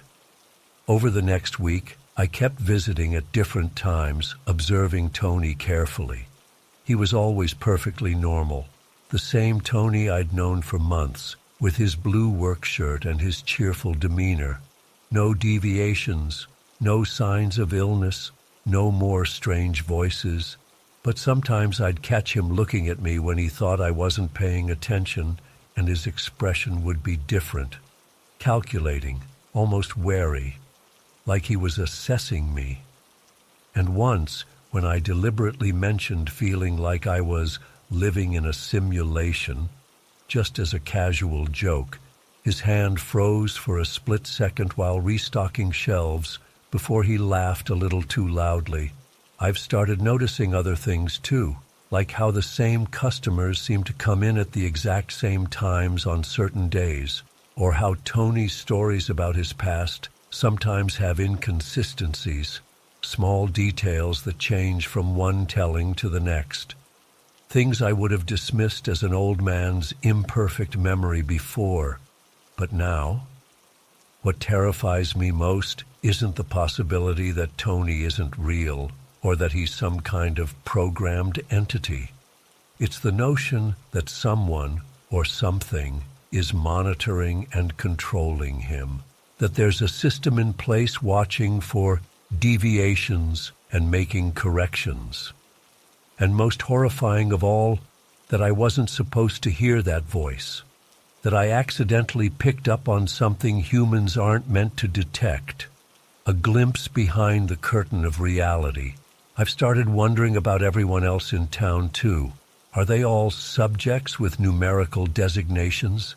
Is that why Millbrook feels so perfect, so predictable? Am I the only real person here, or am I a subject, too? One who's becoming dangerously aware?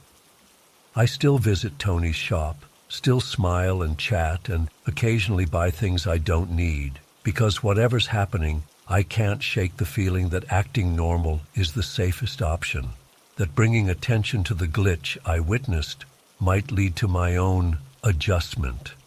But I can't stop listening for that voice. Sometimes, in quiet moments, I think I hear the faint crackle of static in the air around me, like someone's about to make an announcement, and I wonder if next time it will be about me.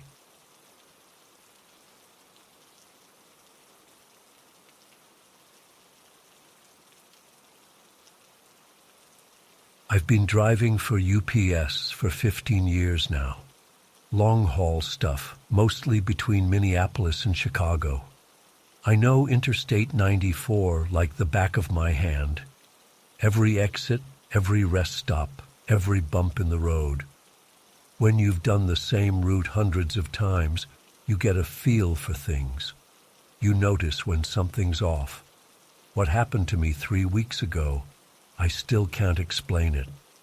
I've been trying to make sense of it ever since, replaying it over and over in my head. I haven't told anyone at work. My wife thinks I'm making it up or that I fell asleep at the wheel. I know I didn't. I know what I saw, what I felt. It was real. It was a Tuesday, July 19th. I remember because it was my nephew's birthday, and I'd called him that morning before starting my route. The weather was perfect. One of those pristine summer days with a vivid blue sky, not a cloud in sight.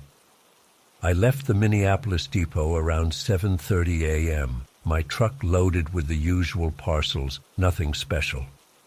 The traffic was normal for a weekday morning, steady but moving well. About an hour into my drive, I was cruising at a comfortable 65 mph. I'd just passed Baldwin, Wisconsin, heading southeast. This stretch I know particularly well. It's a relatively straight shot with few exits for about 20 miles. There's basically nothing out there but farmland and forests on either side of the highway. I remember checking my mirrors and noticing a red sedan merging onto the highway behind me from one of the on-ramps. Nothing unusual, Just a normal car, maybe a Toyota or a Honda. I couldn't tell exactly.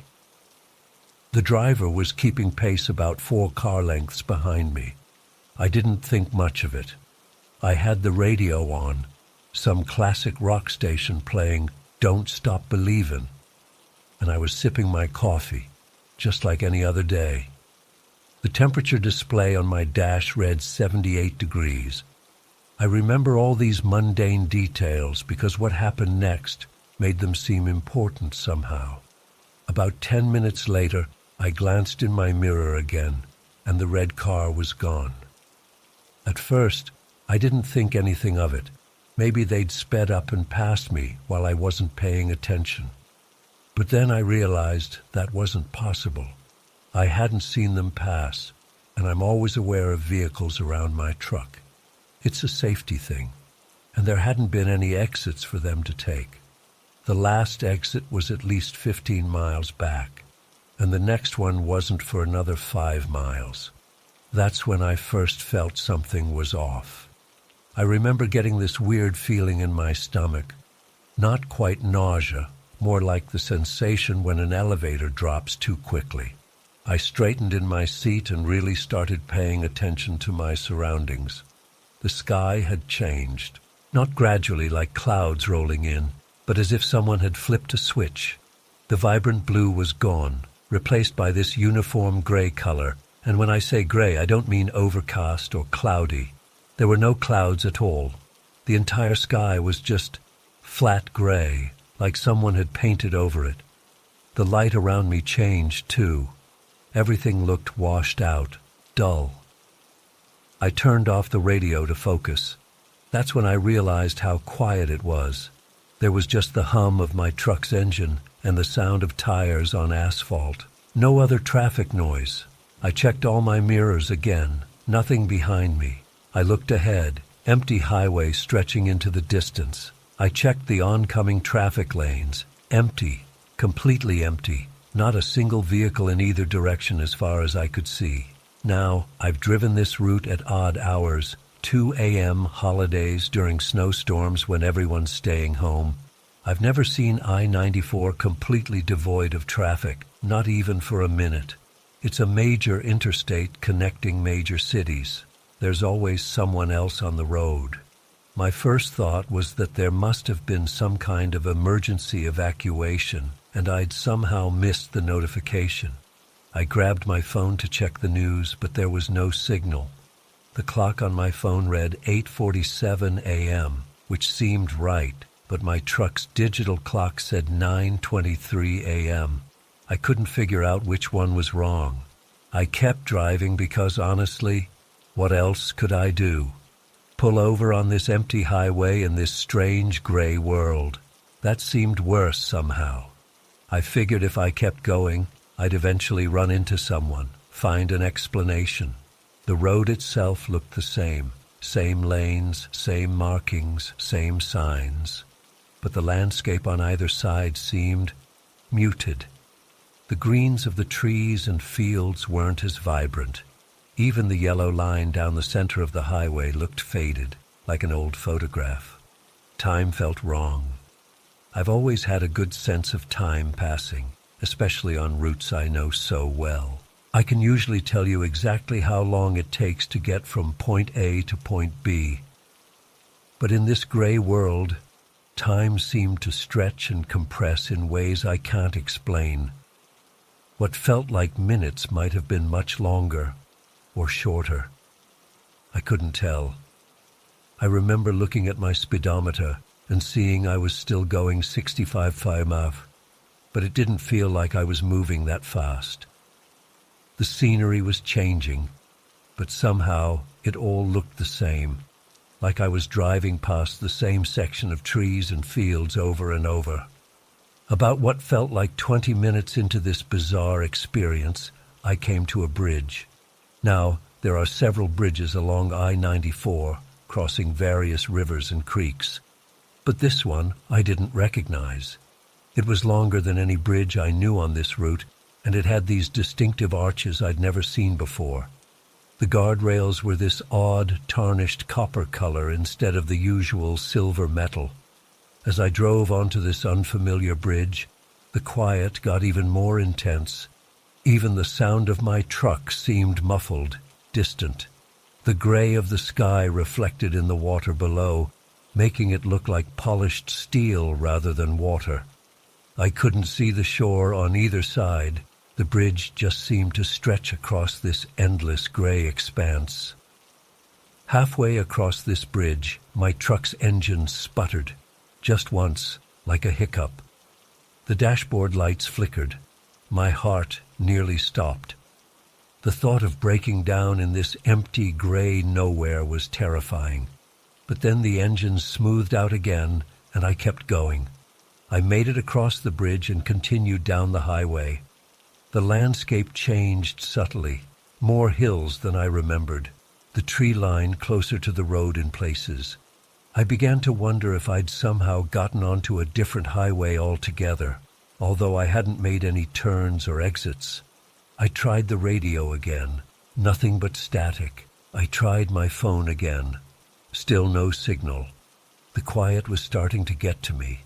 I found myself talking out loud just to hear a human voice, even if it was only my own. "Where is everyone? What the hell is happening?" My voice sounded wrong somehow, flatter, with a slight echo as if I was speaking in a tunnel. The fear was building steadily. Not panic, but a deep, primal unease. That feeling when you realize something fundamental about reality isn't working the way it should.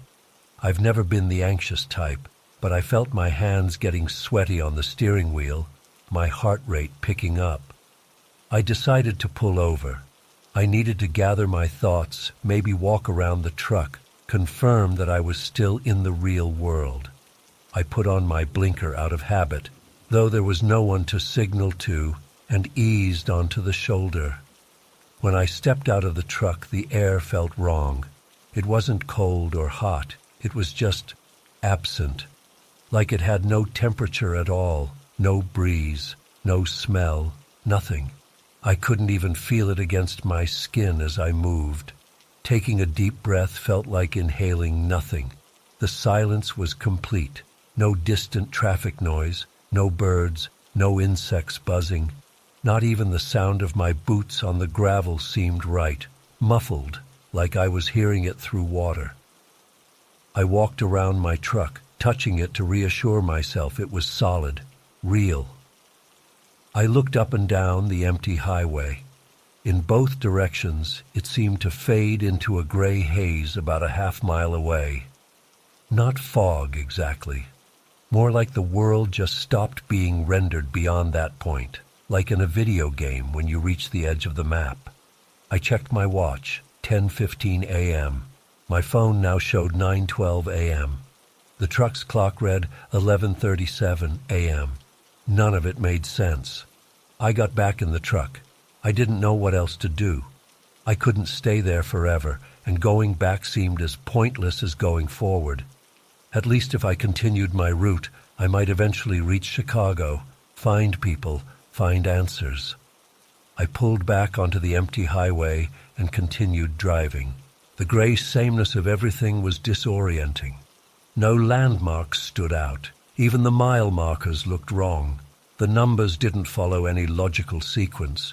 One would say 128, then the next would be 97, then 152. What felt like hours passed this way. I lost track of time completely. My various timepieces continued to show different, constantly changing times. The truck's gas gauge hadn't moved, though, which was impossible given how far I'd driven. Then I saw something ahead, a dark shape on the horizon. As I got closer, I could make out that it was another bridge, similar to the strange one I'd crossed earlier. Same unusual arches, same copper-colored guardrails. But I was heading southeast. There shouldn't be another major river crossing in this direction for at least 100 miles. As I approached this second bridge, I felt a sudden pressure in my ears, like when an airplane descends rapidly. My vision blurred for a moment, I gripped the steering wheel tighter, fighting a wave of dizziness, and then I blacked out.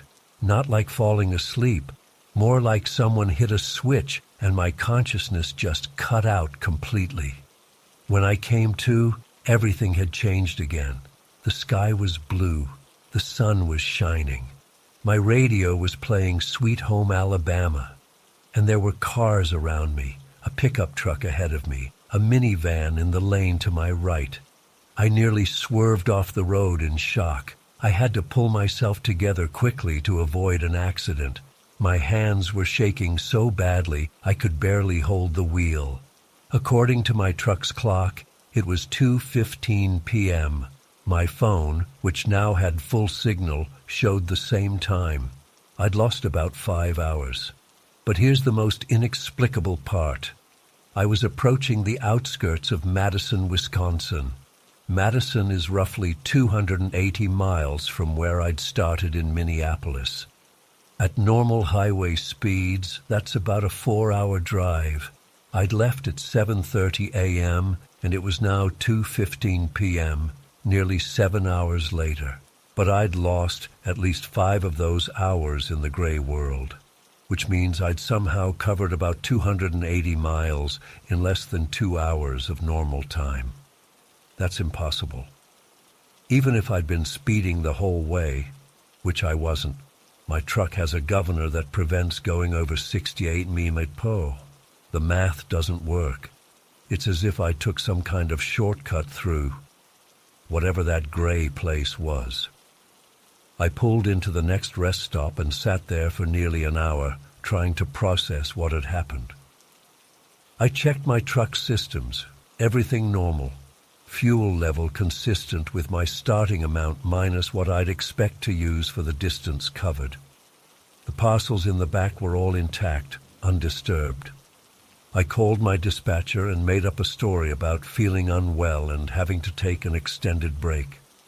I didn't mention anything about what I'd experienced. How could I? I completed my route to Chicago that day, arriving only slightly behind schedule. Nobody noticed anything unusual. To everyone else, it was just another Tuesday. I've made the same run 4 times since then. Everything's been normal. The familiar landmarks, the regular traffic, the usual sky. No phantom bridges, no gray world, no missing time. But I find myself tense the entire drive, watching the sky, checking my mirrors constantly for cars that might vanish. I've researched similar experiences online. People talk about time slips or reality shifts. Some mention parallel dimensions or glitches in what they call the simulation. None of it seems any more plausible than what I experienced, but none of it offers any real explanation either. I've never been one for the supernatural or conspiracy theories. I'm just a truck driver who's seen a lot of miles and not much else out of the ordinary. Until now. I don't know what happened to me on Interstate 94 that day. I don't know if I briefly slipped into some parallel version of our world, or if I experienced some kind of hallucination, or if something else entirely occurred that I don't have the vocabulary to describe. All I know is that for several hours, I drove through an empty, gray version of reality. I crossed bridges that don't exist, and somehow I covered hundreds of miles in a fraction of the time it should have taken. I still drive the same route. I still do my job, but I don't think I'll ever feel safe on that highway again. Every time I see a car disappear from my mirror now, even if it's just taking an exit, my heart stops for a second. Every time the sky looks a little off, I wonder if it's happening again.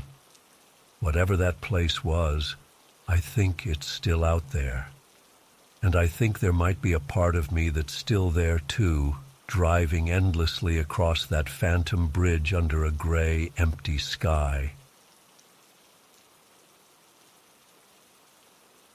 I still don't sleep right after what we saw on I-95.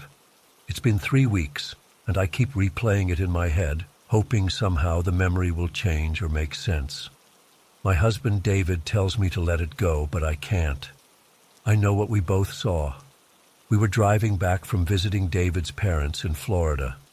We usually fly, but with ticket prices being ridiculous and David between jobs, we decided to make the road trip. It was actually nice. We had good conversations, listened to podcasts, and even managed to visit a few places along the way. The drive back was going smoothly.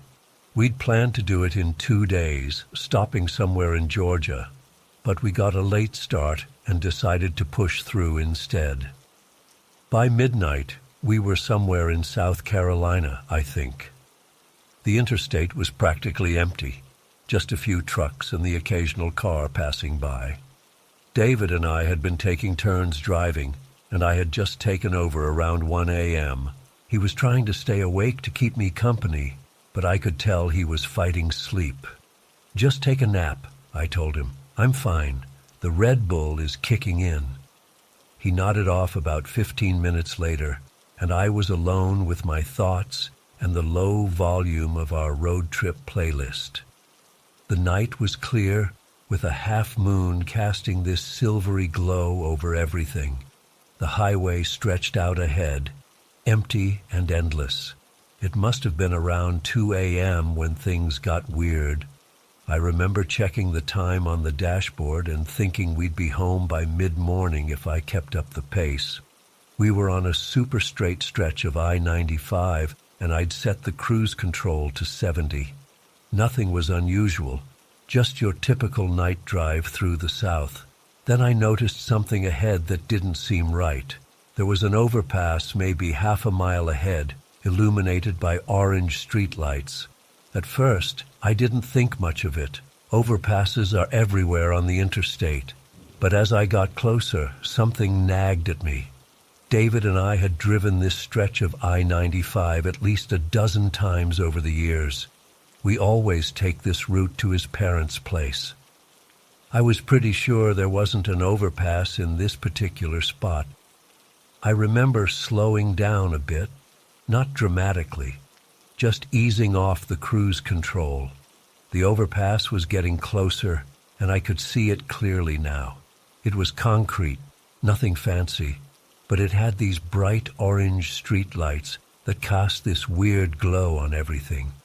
They weren't the modern LED lights you see most places now. They were those old sodium lights that make everything look unnatural and yellow-orange. "Hey," I said, nudging David. "Wake up for a second." He stirred and muttered something. "David, wake up. Look at this bridge coming up. Has that always been there?" He sat up, blinking sleep away, and looked ahead. "What bridge? I don't remember." That's when we both saw him. There was a man on the overpass. Even from below, I could see him clearly in those orange lights. He had long hair past his shoulders, and he was running. But something was wrong, deeply wrong. It took my brain a few seconds to process what I was seeing. The man was running backward, and I don't mean he was facing one direction and running in reverse. I mean everything about his movement was backward. His hair was flowing forward as if he was running forward, but his legs were cycling backward. His arms were pumping in reverse. It was like watching a video being rewound, except it was happening right in front of us. "What the hell?" David said, now fully awake. "Are you seeing this?" "Yeah," I whispered. "What is he doing? How is he doing that?" As we got closer, I could see more details. The man was wearing what looked like a gray t-shirt and dark shorts, like standard running gear. He wasn't young, maybe in his 40s. And his face, I couldn't make out his features clearly, but there was something off about his expression too. It was frozen, unchanging. Here's the thing that really messes with me. David and I are both runners. We've done marathons. We know what running looks like, the biomechanics of it. This wasn't just someone being weird or doing some strange backward running exercise. This was physically impossible. His center of gravity, the way his feet hit the ground, the motion of his body. It was exactly like normal running played in reverse. I remember gripping the steering wheel so hard my knuckles turned white. We were about to pass under the overpass, and I had this sudden, irrational fear that something was going to happen when we did, like we'd drive into another dimension or the man would fall onto our car. "Slow down," David said, but I was already braking. We passed under the overpass at maybe 45 mph. I looked up through the windshield, trying to see the man again, but he was no longer visible from our angle. As soon as we cleared the overpass, David twisted around in his seat to look back. "Sarah," he said, and his voice sounded strange. "Sarah, stop the car." "What? Why?" "Just pull over, now." I put on my blinker out of habit, even though there was no one else on the road, and carefully pulled onto the shoulder. As soon as we stopped, David got out of the car. I followed him, leaving the engine running and the headlights on. David was standing in the road, staring back in the direction we'd come from. I followed his gaze, and that's when I felt like the ground had dropped out from under me. The overpass was gone, completely gone. Where it had been just seconds ago, there was nothing but open highway stretching back into the darkness. No bridge, no structure, no orange lights, nothing. "Where did it go?" I asked, my voice sounding small even to myself. David shook his head slowly. "This isn't possible." We both stood there for what felt like forever, just staring at the empty highway. Cars passed us going the other way, their headlights momentarily illuminating the spot where the overpass should have been, confirming over and over that there was nothing there. Finally, David took out his phone and pulled up Google Maps. He zoomed in on our location and scanned the area. "No overpass marked here," he said. "Not for miles in either direction." "But we both saw it," I insisted. "And that man—" David put his phone away and ran his hands through his hair. "I don't know what we saw, Sarah, but that bridge doesn't exist." We got back in the car, and I let David drive. Neither of us spoke for a long time. I kept looking back, half expecting the overpass to reappear, but it never did. The rest of the night is kind of a blur. We stopped at the next rest area, and I remember sitting at a picnic table at 3 a.m., both of us drinking vending machine coffee that tasted like chemicals, trying to make sense of what we'd seen. "Maybe it was some kind of shared hallucination," David suggested. "Sleep deprivation or something." But we both knew that wasn't it. We weren't that tired. We hadn't been drinking or taking anything. We were just driving, like normal people, on a road we'd driven many times before. "What about the runner?" I asked. "How do you explain that?" David shook his head. "I can't." We tried to rationalize it. Maybe it was some kind of weird optical illusion. Maybe the overpass was being demolished, and what we saw was some kind of temporary structure that was removed right after we passed, though that doesn't explain how it vanished so completely in seconds. Maybe the runner was doing some strange performance art. But none of those explanations feel right. They don't account for what we saw. A man running backward in a way that defied physics, on a bridge that apparently doesn't exist. We finished our trip home in a kind of daze. For days afterward, we kept bringing it up, testing our memories against each other. "Was he wearing a hat?" David would ask suddenly over dinner. "No," I'd reply. "Gray shirt, dark shorts, long hair." That's what I remember too. We decided to look it up online. Maybe there were reports of strange sightings in that area. Maybe it was some local legend or phenomenon. We found nothing.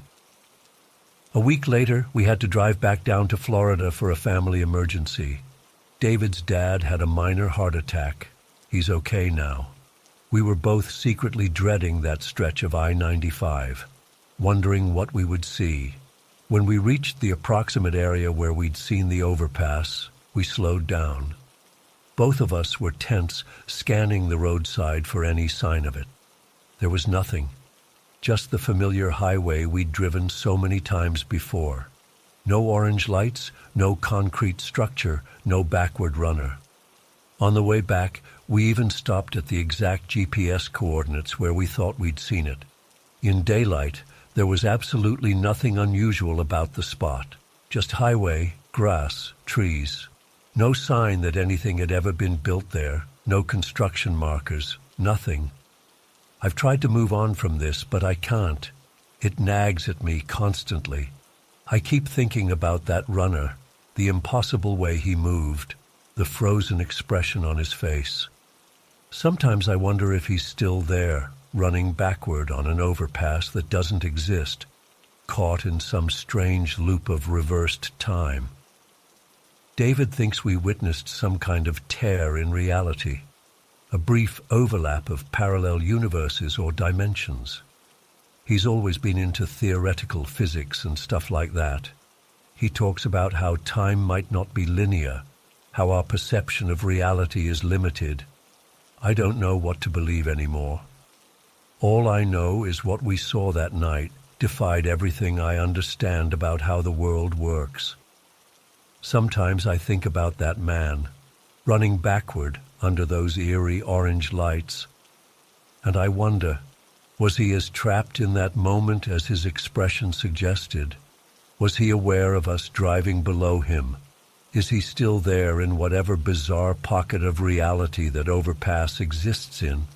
We haven't told many people about this. How could we? It sounds crazy, but I know what I saw. We both do. A man running backward through time on a bridge that wasn't there, and then wasn't there again. I still drive that route sometimes, always slowing down at that spot, always looking for orange lights in the distance. So far, the overpass hasn't reappeared, but I can't shake the feeling that someday it might, and when it does, I'll see that man again, eternally running backward while the rest of us move forward through time. I don't know if anyone else has ever seen something like this, or if anyone will believe me, but I needed to write it down, to tell someone, because it happened. It was real, and I'll never be able to explain it.